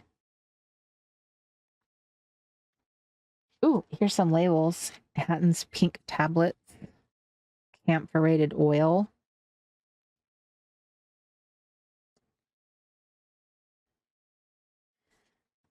I don't know. Some of you guys be doing something way cooler than I could in here. Justine, are you you're doing a what is that? An altered book, and you're using the Anne of Green Gables, right? Or is it, am I remembering that? Or Anne, no, you're doing Anne of Avonlea, right? I can't wait to see what you do. That's going to be so cool. I'm very excited to see those of you who are doing altered books. I can't wait to see that because I think altered books are so fun. I as much as like there was part of me that wants to do one, but I think part of me is like, oh, I just think it's going to be too much work for me. Kilo Nova says, hello, been watching and enjoying your stream as I stamp on tissue paper. Thanks for sharing. Well, welcome. Thank you for joining us. Everyone say hi to Kilo. We welcome you. Welcome to the Late Night Crafty Club. We're happy that you're here. Continue your stamping. That's what we're here to do. We're all sitting here doing our little crafting or relaxing and hanging out together. So you more the merrier. Ooh, look, the absence of a mini me. She got away. She ran out of that picture. She escaped. She's now enjoying the journey. So let's see. I want to find a weird place for her. I love when people have like weird places for their placement for their pictures and stuff. Like it looks really weird and kind of random-y. Let me see. Can I tear this picture?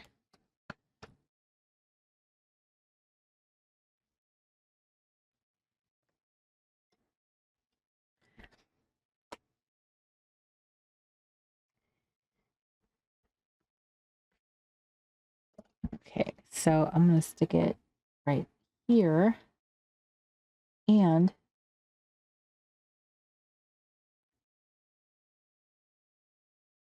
oh, you know what?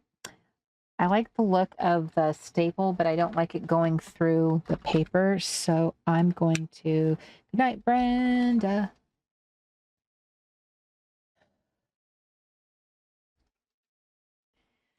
I'm going to, where is this? Okay, I'm gonna fake the look. There we go.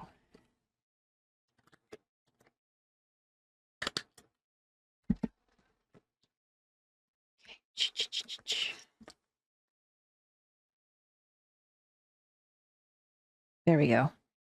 Yes, weird, really weird placement. Not too weird. It does seem strange. Yeah, that's a weird flower to have there. Okay, now I have to cover up this, otherwise it's going to get super sticky. Now I have a mess. I got a mess to clean up.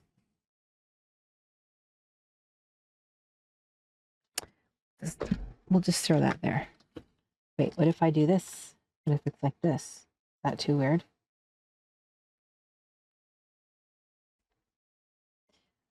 I don't know. Sometimes when you try to be weird, it doesn't look right.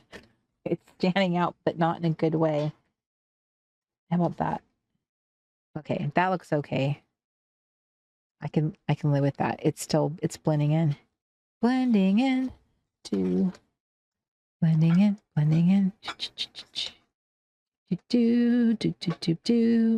Summer highlights. That's not what I want.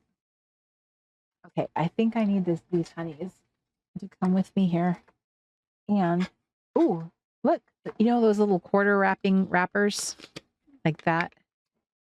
We got some quarter wrapping to do. Let's do some of my honeys, which this will look good on this color.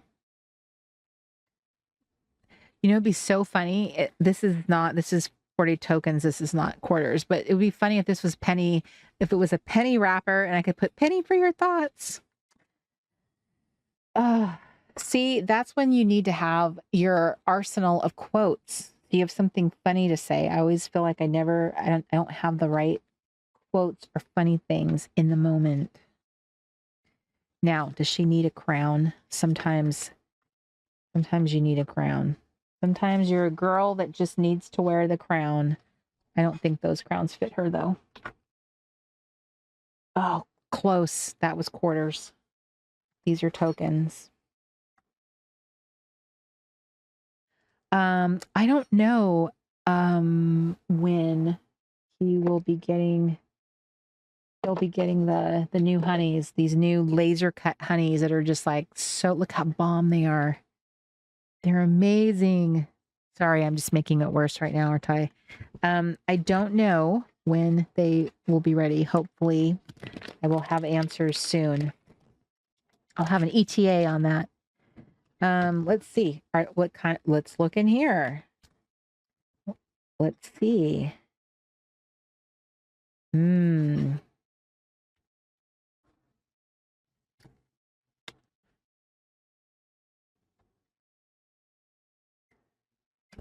Then suddenly a strange thing happened.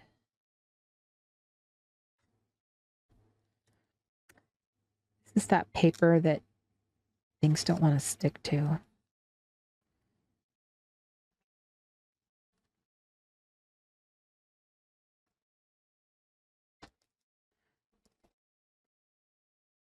Okay, now that I got this, now I need something else to lay on it. This is the magical place. This was the Camp Reset Lodge. Oh, I know. How about something in my magazine? How about a little fall flavor?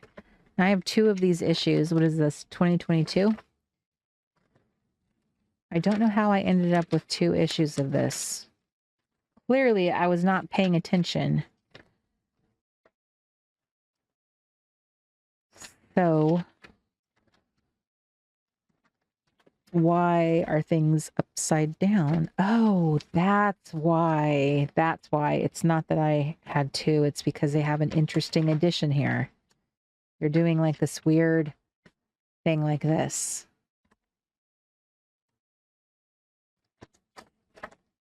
Have we ever seen that before? Were there books or magazines that used to do that when we were younger? Look, acorns. Oh, I love acorns. Look at this acorn right here. This is what I want. Acorns are they're so cool when you think about it, how small they are and how they grow into like this enormous tree, and how powerful and strong an acorn, like an oak tree is. It's really, when you really think about it, it's quite the miracle, isn't it? I forget what I learned about the acorn. I remember learning something so amazing about it, and it was so inspiring. It made me want a little acorn necklace. I can't remember now if I actually got one or not. Sherry says, I always love the sticker truck, kind of like the ice cream truck coming in your neighborhood. Exactly. That's exactly how I wanted you guys to feel. And then you would be running for your own purse, not your mom's. Let's see, I have some stuff in here. Alive with flavor.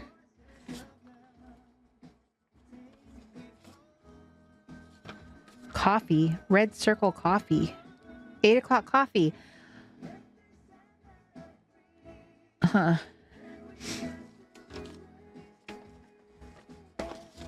Let's see.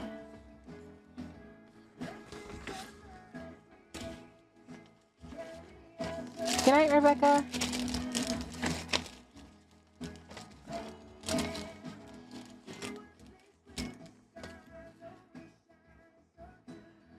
Okay, is that making it too long? No, that's not too long. This guy's going to have a disembodied head, though, if I cut him out of that frame. Oh, that's the thing that Mark wrote me for during camp. Oh, this is stuff that I made in camp. I should make sure that this goes into my scrapbook scout. These are the little tapes that I made with the little handles on them. Aw. Okay. And this was the little memory thing. You guys remember this? I asked you guys, it was a little challenge. I asked you to go ask someone in your house to write something about you. Okay. And then there was the camp reset. These are for my camp, my scout. I forgot to put these in there. I actually did more than I thought. Interesting. Okay. That's good to know. All right, let's move that out. So I'm trying to find some stuff here. Let's get some of the camp stuff out because that needs to be quarantined. Stuff that I would pretty much only use for a camp project. There's my camp. Oh, camp reset. I didn't even know any of this was in here.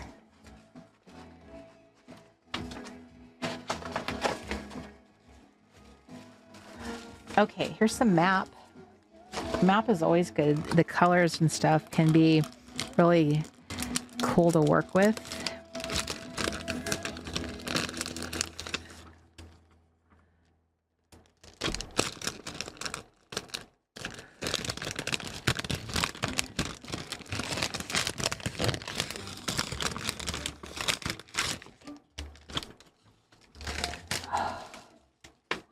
Okay. So what are you guys crafting? What is everybody working on? Let me know in the chat. What are you working on? I have Association for Supervision and Curriculum Development. The Village Tree, 1953. Richard Strauss. Using Libraries, an informative guide for students and general users. Oh, I'm sure that one's just super exciting.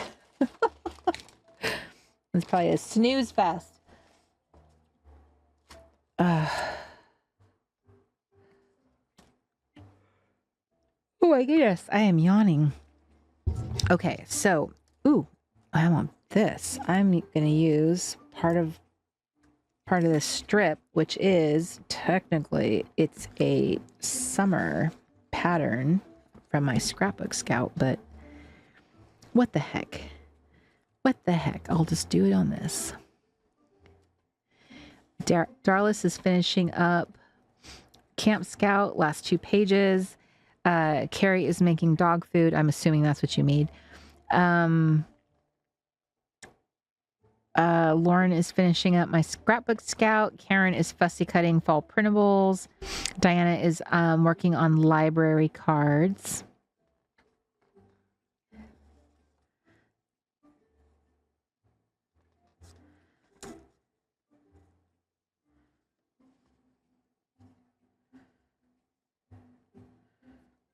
This actually look really good together. What if I made what if I make it like this, like a grid? Grids are fun. I love grids. When in doubt, do a grid. They're really fun. They are easy. Everything's about fitting it into a space. I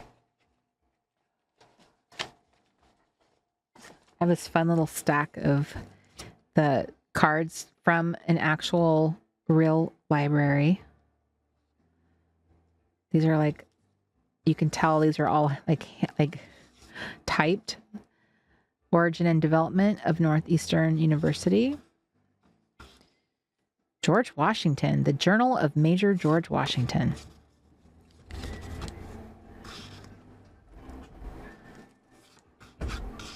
William Styron. I feel like he's someone that we had to read him. William Styron. That last name sounds very familiar. Dandy Daily. Horse Angels. Horse Angels. Oh, this is not an old book. This says circa 2000.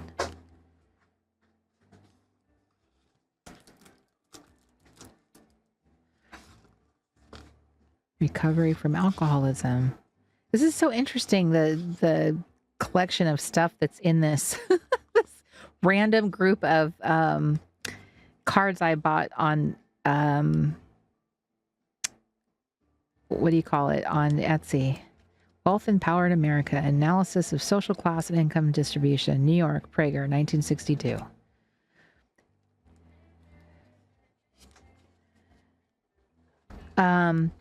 These are actually, they're not stickers. They're like these little fun bits. Ooh. Oh, very exciting. Look, Mark just brought these in. We got little Sculpey. Mark saw a craft that he was very excited by.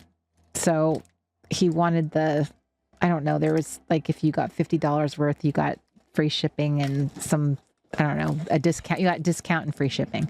So the only time I've used Sculpey is I used it years ago, and then I used it to get to make hair for the mini-me's.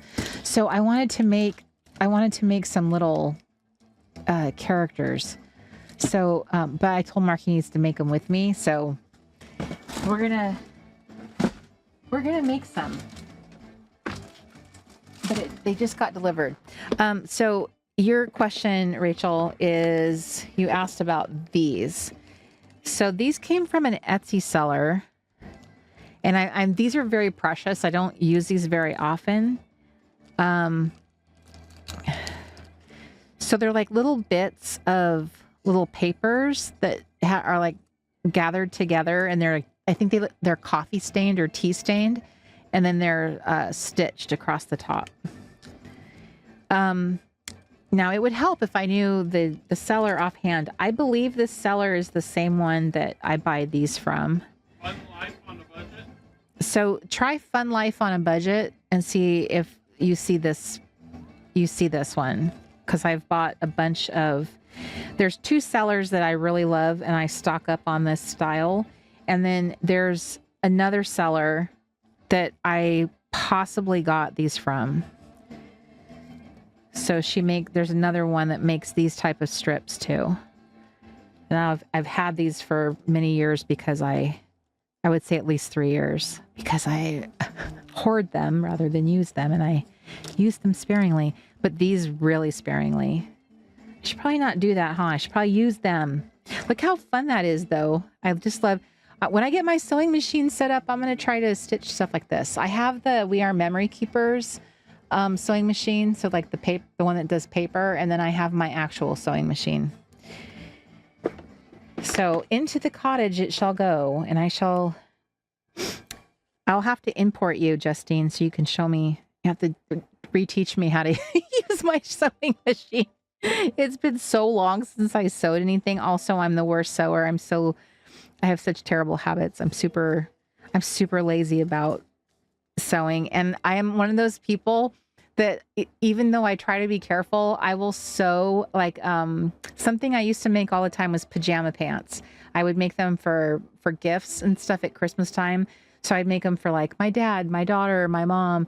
It'd be like a thing I did because they're fairly easy, but I would do this terrible mistake. I would sew one leg inside out. So I would sew it the wrong inside out in the wrong direction. I would do this, and I'd undo all the stitches to try and fix it, and I would sew it exactly the same way over again. I cannot tell you how many times I do stuff like that. I'm terrible.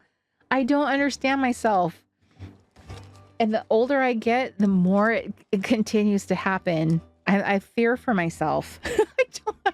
What is going to happen in 20 years if I'm this bad? And I'm not talking about like now. I'm talking about this was like, I don't know, 20 years ago when I was doing stuff like that. So yes, I'm not a good, if I'm a lazy crafter, I'm an even worse sewer, but I've sewn a lot of things. I'm a corner cutter and not in a good way. And it's a very uneven cut. Let me just put it that way.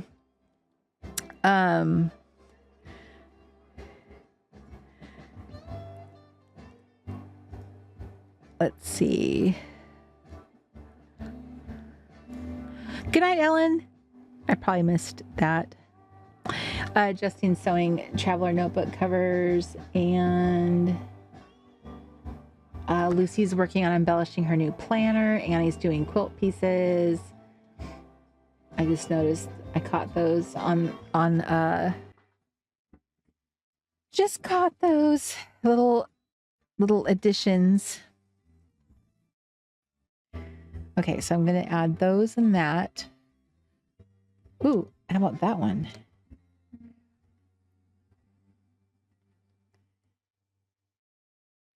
I don't know. That feels weird. It feels a little disrespectful to put the flag sideways for some reason.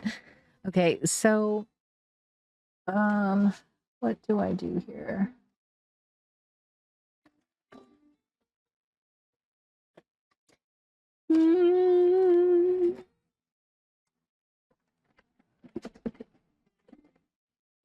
Terry is gathering papers, ephemera, etc. to do a bon voyage passport.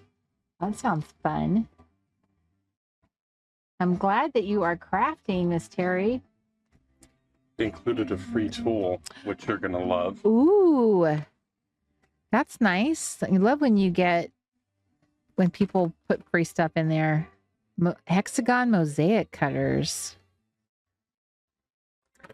Oh, it's for using to cut your little clay with. How fun.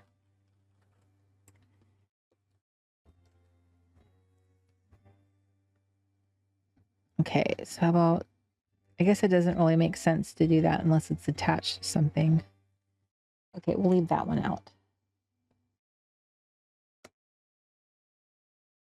See, this is when it starts to look like it's really flat. And this is why I think people do things like stamp it and they put like texture to it, try and like make it look more aged because it looks so weird and it looks too bright. It doesn't look aged that way. My goodness. Do I have stampy stuff? I do have stampy stuff. Where is my stamp stuff? I had it. Now,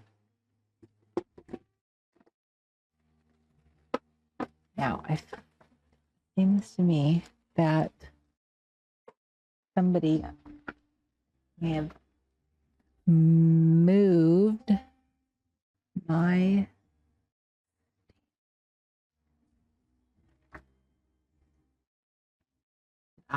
stamps. Am I the culprit? Me? Could have been me. I could have been the one. This delicious fall paper. I'm really excited to use this paper, I gotta tell you.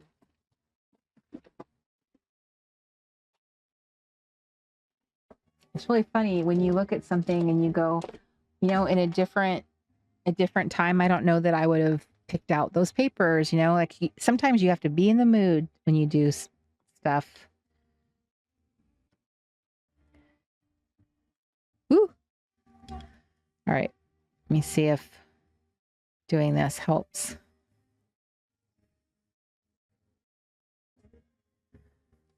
Does that help?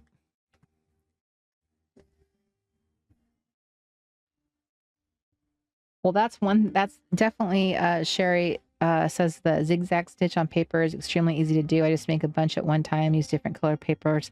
That is the one thing I'm super interested in doing, is making a bunch of the little bunched paper strips, because I love them so much. I would definitely end up using them all up if it was up to me. They would be gone. What time are we at? We are at 7:30. Do you guys have fun plans?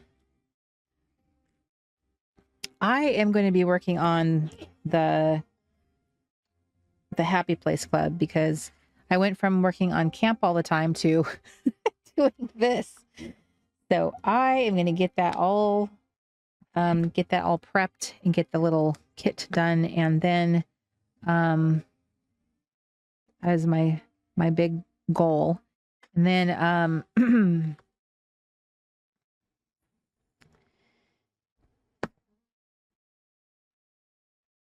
didn't realize this was a card I used as like a stamp tester. And then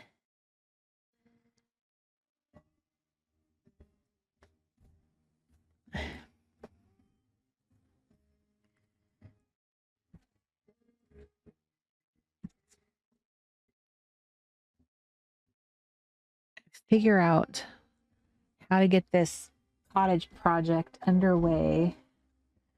I wish it didn't have like shine to it, but beggars cannot be choosers. That one's going to be a little too stiff, I think.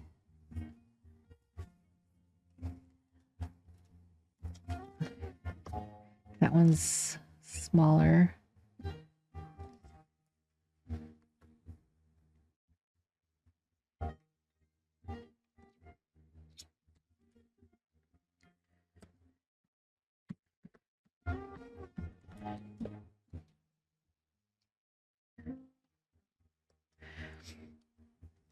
I'm really, really excited to get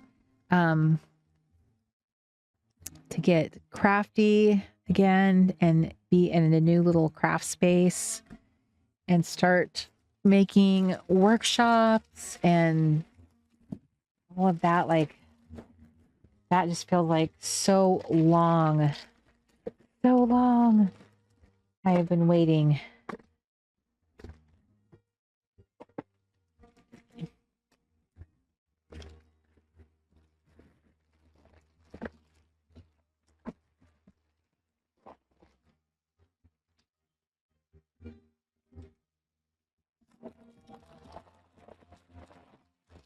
Okay, so this is real ephemera.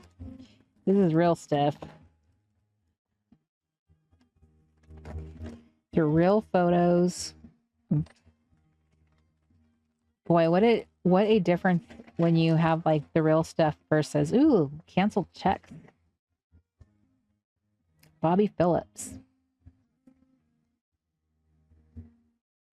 1963. In 1963, he wrote out a check for $20 to the North Park Baptist Church. In 1963, $20. That's not chump change. That's a lot of money in 1963. That's a lot. $35 to Publix. Evelyn Phillips. I don't know. Was Mr. Phillips kind of a baller? Because my parents told me how much their rent was when they got married. And that was at the end of the 60s. My mom, I remember when I was a little girl and I was going through her, so my mom kept all our canceled checks and all of her pay stubs and all that kind of stuff. She was very much would hold on to paper stuff. I really wish she had kept it. I don't know why. I know why, because you don't think about that kind of stuff when you're a kid. But I remember looking through some of that stuff, even as a teenager, even as I got older, and looking at some of it and just being amazed at how cheap everything was. How is everything so cheap back then? But you don't think about obviously how much people made also was adjusted, but still. October 13th, 1968, Larry decided there was nothing better than a haunted house for helping him overcome his fears. And it's a little pamphlet. I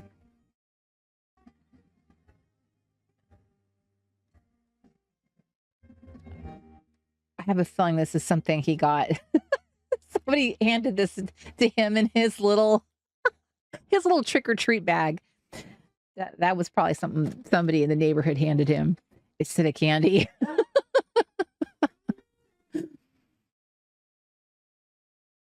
Oh, Rachel says, I still have the glue sticks you recommended ages ago. It's in that triangular shape. Yeah, it's the Ranger glue sticks. I had to stop buying those because they were getting harder and harder to buy. They were so expensive. At this point, they've become so expensive. I can't find them at just like a regular price. That I had to give up on them. This one is from Mrs. H.J. Fuller. I'm pretty sure that says Fuller. Carrie, did you hear me? This is from Carson Price Scott & Co. Peoria, Illinois. $9. Isn't this interesting? See, one day your stuff could end up in some woman's craft stash. All your receipts. Isn't that funny to think about? This is funny to think about that Mrs. H looks like a T or a J Fuller, 1627 Maine. Here, I'll keep this for you, Carrie. I'll set that one aside for you. But I mean, this is obviously what it was, is somebody's like deceased parent, had a bunch of stuff in their in their house, and they just sold all this stuff at an estate sale. And of course, people like us come by and we're like, yes, we want all the ephemera. But yes, this could be you if you hold on to all your stuff. This is amazing, though. 1964, and this is $35. I mean, this is a lot of money in 1964. Again, Bobby Phillips. Wow. Smyrna, Georgia. B.C. Phillips. This is the warranty. Jim Clay Ford. He's getting his car serviced with this huge. Do you I would ever think about crafting with like Ford dealership paperwork?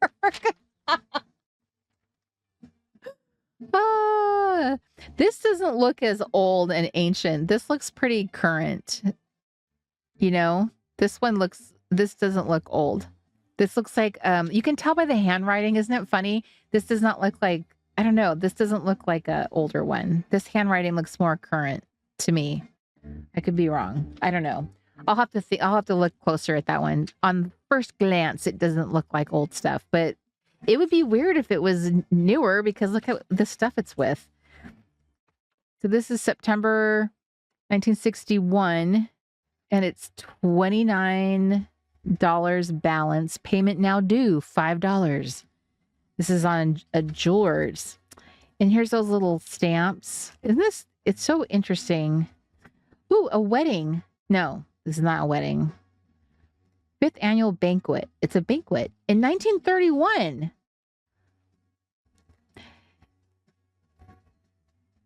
Here's their menu. They had at their banquet. Olives, celery, and pickles, roast pork, dressing, and applesauce. Franconia potatoes, scalloped tomatoes. Doesn't that sound like they should be switched? Scalloped potatoes and Franconia tomatoes. Gelatine, fruit salad, Parker House rolls. Oh, the best rolls are Parker House rolls. Ice cream, wafers, and coffee.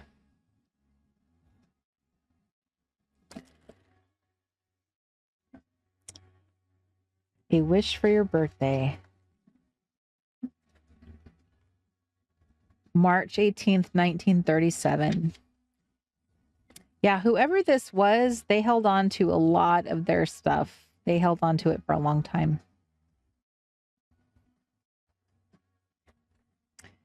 And then it was all ditched. Someone ditched it. Someone held on to everything in their life, and then their kids came along and said, just get rid of all this crap. We don't need this. mom or dad, they were pack rats. That's the feeling I get when that's how this stuff ends up somewhere, is that the kids of these people end up saying these were a bunch of pack rats.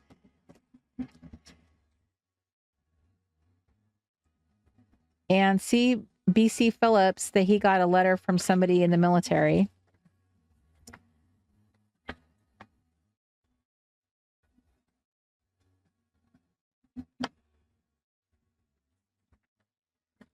So he got a letter from somebody who was in 1968. So somebody who was in Vietnam. It's kind of fun looking through all this. Snyder's Furniture Store. Sherry, are you near Gratz, PA? Are you near Snyder's Furniture Store? Is that still around? March 63, August 60.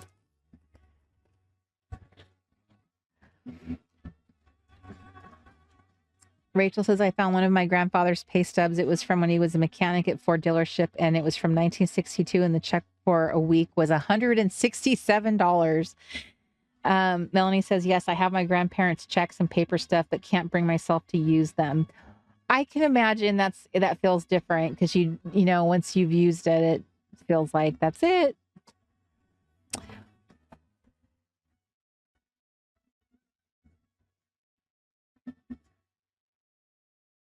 Okay, well, I'm going to put that aside for my cuz, and we'll see.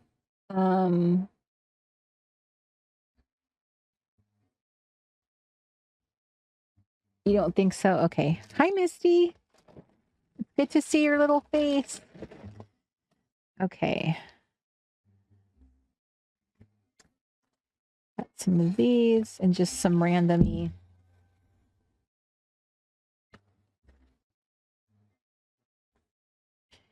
Randomy stuff here. What is this one? Statement of taxes. This is from 1938 to 39. Total due $122. Wow, that's a lot too. So this is property tax, and the valuation of their property was about $5,000. And so they owed $121 on their property. 1939. This is all written out in pencil on here. Wow. That feels weird.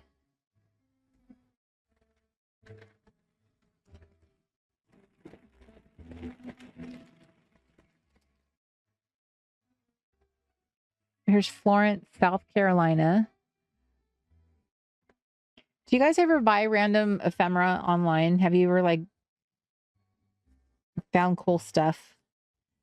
I feel like a lot of times when I've gotten it, I haven't been super thorough and looking through it really carefully. I do tend to not break it. I don't break it down and go through all of it like I'm doing so carefully right now. I put this aside for Betsy, but I never got a chance to give that to her. Go back 3 spaces. That will be fun. I'm going to put that one aside to use for now. Oh, and then these are the slides from the Kodak slides. I thought that would be fun to craft with, especially breaking apart the little frame. I love that card. I'm going to keep these together. These ones are so cute. I remember I've had these so long in this bag. I've never used them. I pulled these out for camp thinking I would try to use them, and I did not.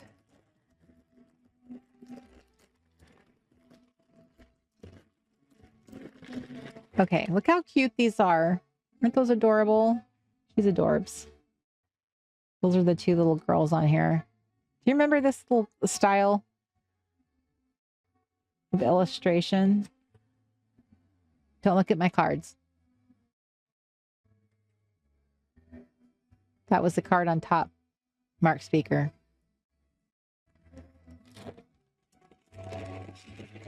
Okay.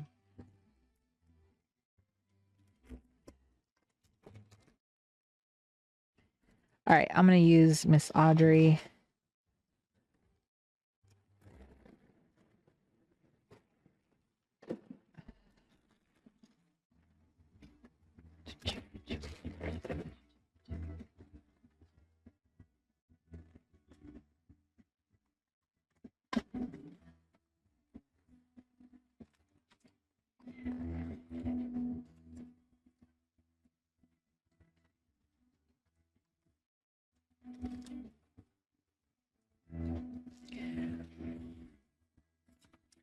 Okay, before I tape her down, I should probably...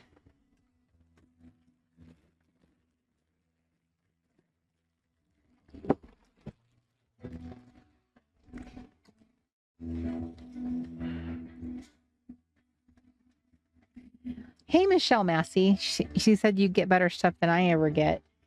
Yeah, you know, it's kind of, it's always a bit of a, uh, what is that? Like a hit or miss about what's going to happen when you get your package, you know, like you don't know what they're gonna include. I definitely know what you mean. I got this pack a long time ago, and then this one was about like food products. You know, like if you bought the package, it was all about things that were clipped out of magazines. You know, I should probably put together little packages like this because I love fussy cutting. And I thought, to me, when I got it, I was like, is this awesome though? What am I going to do with some of these? So I totally feel what you're saying. I would say that this one right here, this one was kind of, I felt like this one was a bit of a disappointment because I really wasn't feeling like, I think the best thing in this particular pack was this. I love this little barbecue sauce bottle. But everything else I felt was kind of lame. Maybe I'll use this banana. It doesn't really fit in this one, but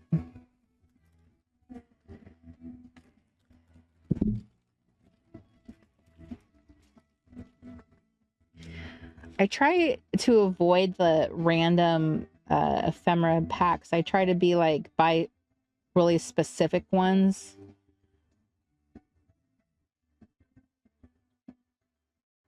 And then when you find a seller that you really like, then that's a really good one to return to because then you know they've got good stuff. Like Katie at the Paper Basket, when I got my first stuff from her, I was like, oh yes, I really love her store. I love how she packages her stuff. Ooh, this pen is doing really good. It's like very liquidy and it's coming out really good.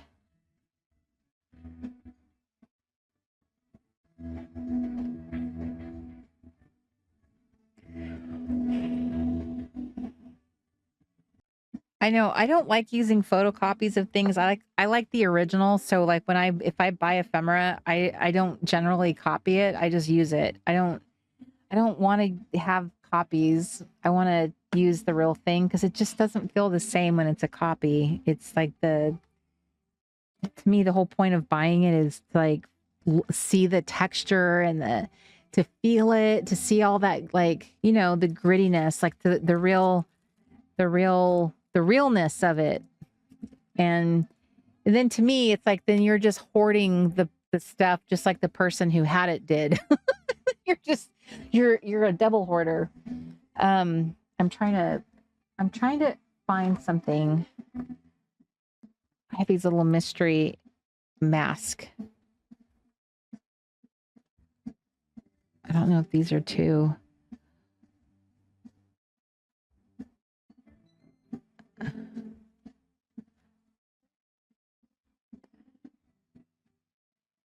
Okay. I think that is glued down enough. I'm trying to decide. I kind of want to write something on her, like write on her shirt. I'm afraid. Do I have something I can tape to her shirt? Or glue on her shirt? Or, ooh, I know what I can do. How about if I stamp on her shirt? I have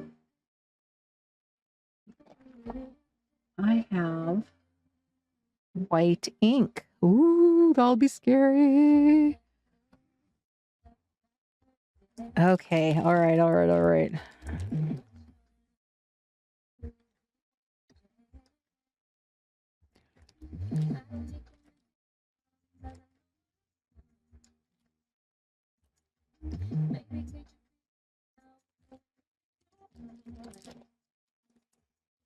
I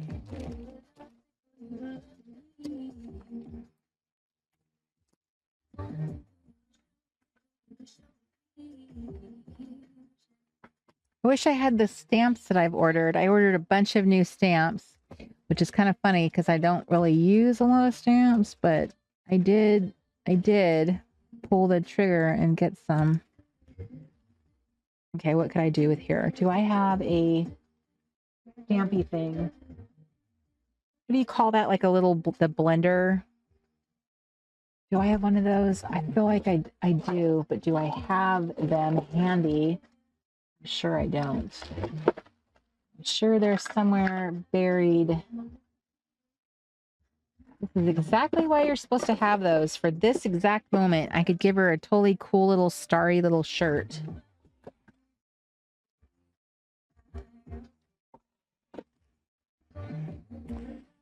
All right, I guess I'm gonna have to.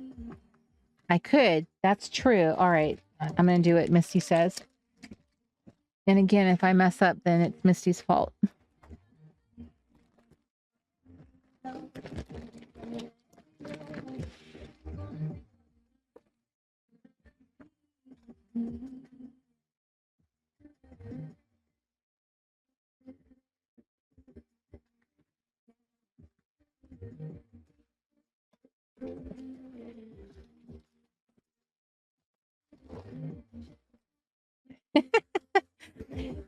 Misty says, okay, I take full responsibility.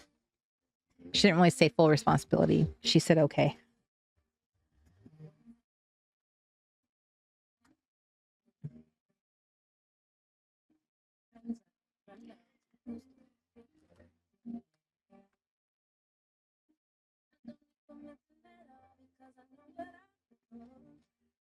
No, I have never done this before. All right.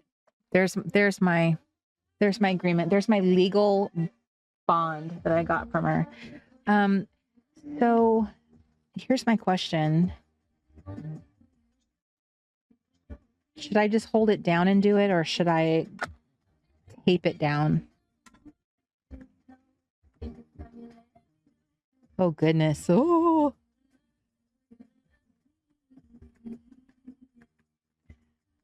Oh my Lanta. Oh, so scary. Feel like a real crafter right now. All right, good call. Good call, Misty. Good call. I actually with the finger I can press in a way that I can get it really in there. All right. All right. I guess you know what you're talking about. I told you guys that you know stuff that I don't know. You know why? Because I don't experiment. But that's gonna change. 2026 is my year. I'm gonna be teaching workshops with all my new skills. And then, and do that thing that everyone does where you put your twist on it. There's so many things I've always wanted to know how to do. And if I just, knew how to do it, I'd be like, look at me. Look at all my super skills. Thanks, Sherry. Look at me, you guys. I'm doing little white stars. I feel like I'm tempting fate doing it right there.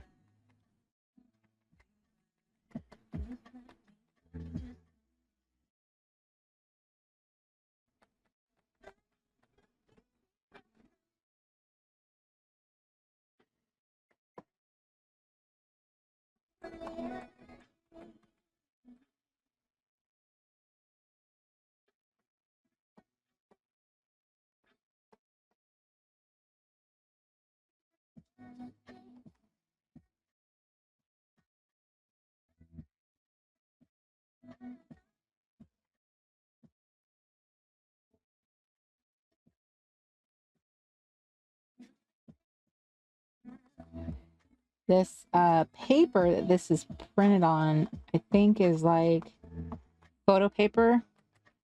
So I feel like it's kind of in a weird way, it's sort of it's absorbing it's like kind of absorbing the ink.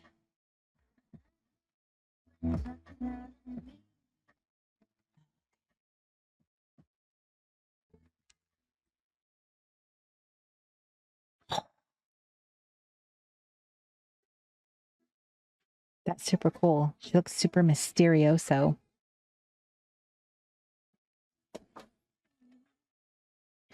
All right.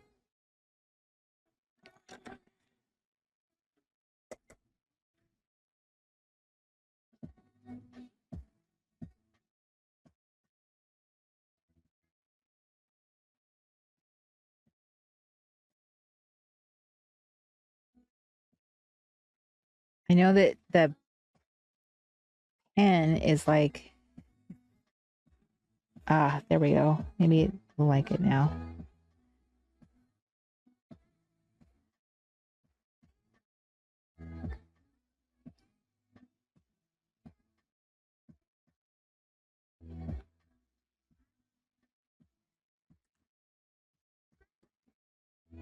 Okay. Thank you. It is very cool. Yes. Thank you very much. Now, I just need, what am I thinking of? I'm trying to find my markers. When I was doing my honeys, my Dress the Honeys,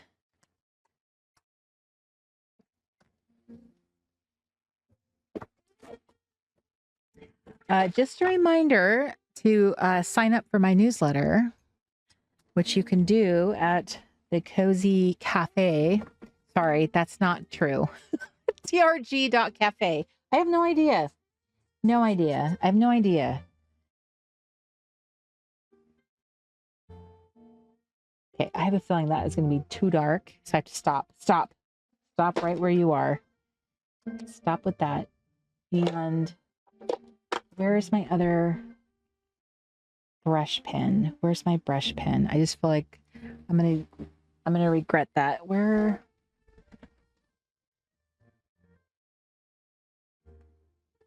I'm sitting here trying to think. I have another type of pen, and I'm trying to think. What am I thinking of? What is the pen I'm trying to formulate in my head?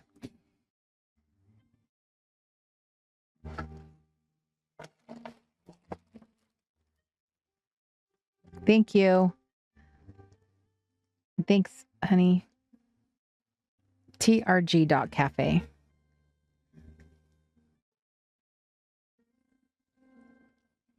That is correct. That's the right one.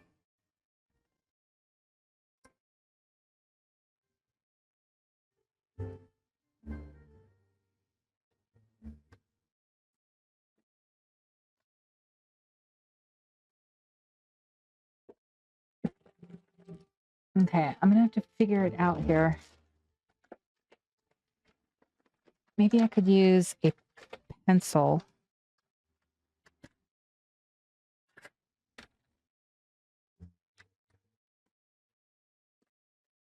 I don't remember what shade this is.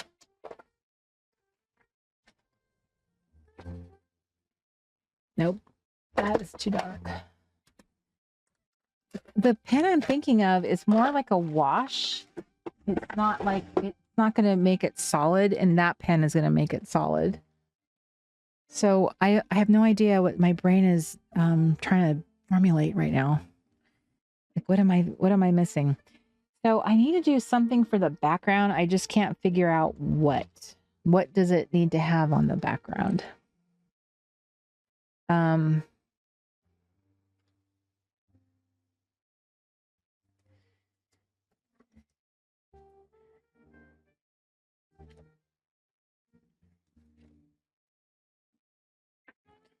Let's see. Do I have a wipe? What if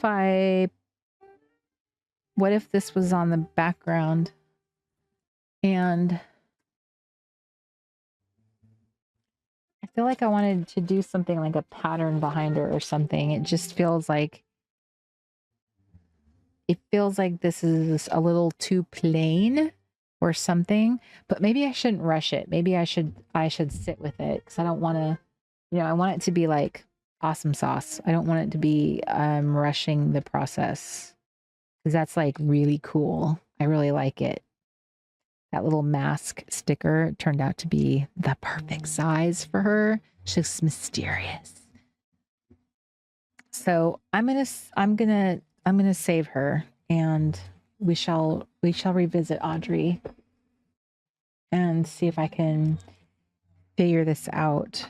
Because maybe I make a background with this in black behind her, or maybe something else. Maybe it's words or something, or maybe something entirely different that I haven't thought about. All right, it is 8:00. It is time. It is that hour. It is the hour of which it is time for all of us to go to bed. I'm putting you to bed. Thank you so much for joining me. And I hope that, Misty, since you came in late, you could watch the little tour I gave. It was a little mini tour, as a little mini showing everyone the entrance of the new clubhouse, which is called the Happy Place Club. I'm going to be kicking off our new season content, the new Happy Place Club, and all of it. We're going to be the new everything. October 1st-ish. You hear that? October 1st-ish. The ish is super important.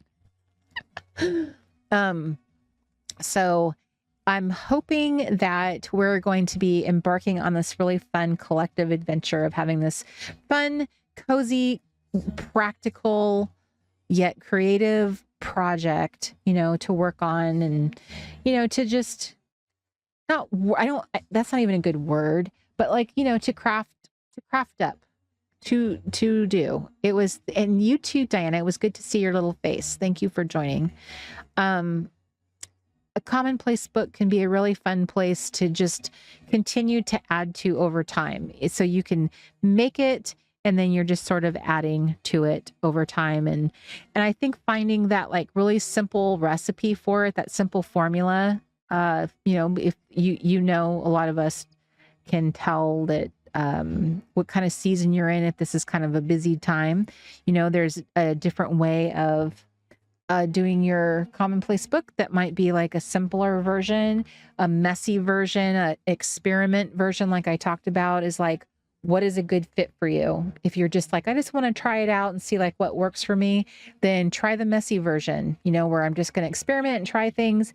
And that way you can just write things on different scraps and just punch it and throw it into your book, into your binder, try different types of paper and toss it in there. Exactly, Elsa. It is the ish is what's important.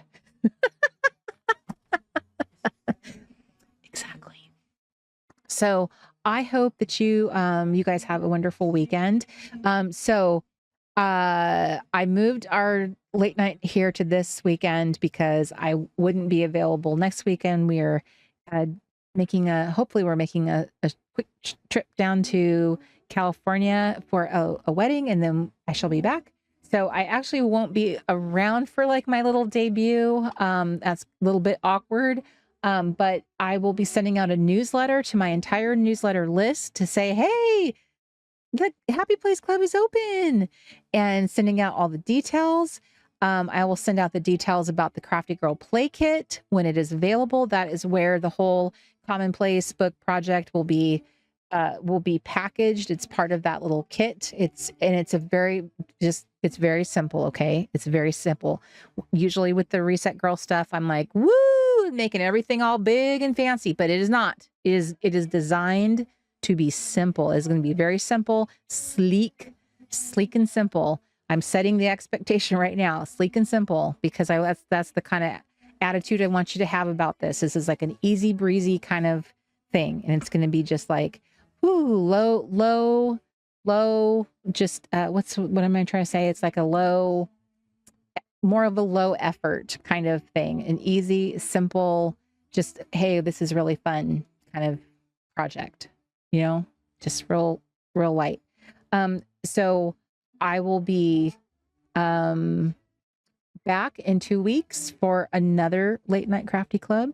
So by then, hopefully we'll all be caught up with all my releasing, And we'll be here doing hopefully some form or version of a crafty place something, crafty commonplace something, because I'm going to have a hard time keeping all these new titles. It's great. So show up, whether or not you want to do a commonplace book, whether or not you want to be in the membership or not, just no matter what, just show up, because this is the one place that we can collect. And it's just fun to show up and hang out, no matter what you feel like doing. I just want to see your little face. So you guys have a wonderful weekend. I'll see you in 2 weeks. I love your little face. Be safe. I love you, and I'll see you very soon. Bye, everybody.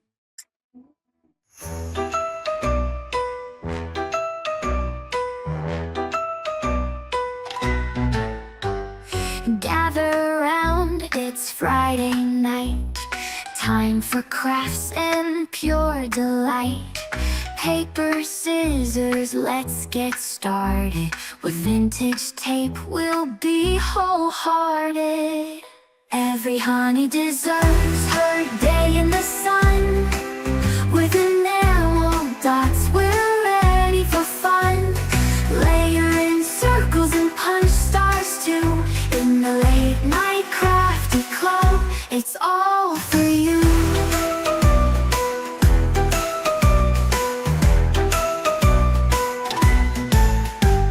Glue sticks ready, let's make a plan. Planners in the office, supplies in hand. Honey half-season whimsy arrows, crafting magic like true heroes. Every honey deserves her day in the sun. With enamel dots, we're ready for fun. Layer in circles and punch stars too. In the late night crafty club, it's all for you.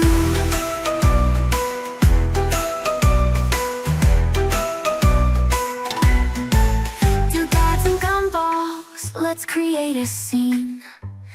Join the club where we live our dreams. So grab your scissors and come along. Together we'll craft and sing our song. Every honey deserves her day in the sun. With enamel dots, we're ready for fun. Layer in circles and punch stars too. In the late night crafty club, it's all for you. It's all for you. Slip into jammies, grab something to sip. Stickers and golden scissors, let's take a crafty trip. The playbook's open with listers, got a list. In this crafty paradise, our dreams coexist. Every honey deserves her day in the sun. With enamel dots, we're ready for fun. Layer in circles and punch stars too. In the late night crafty club, it's all for you. It's all for you. Cards and pockets display our creativity. 32-pound paper, so smooth and buttery. Scrapture cards help your ideas flow. What will you make during the late night crafty show? Hearts and pockets display our creativity. 32-pound paper, so smooth and buttery. Scrapture cards help your ideas flow. What will you make during the late night crafty show?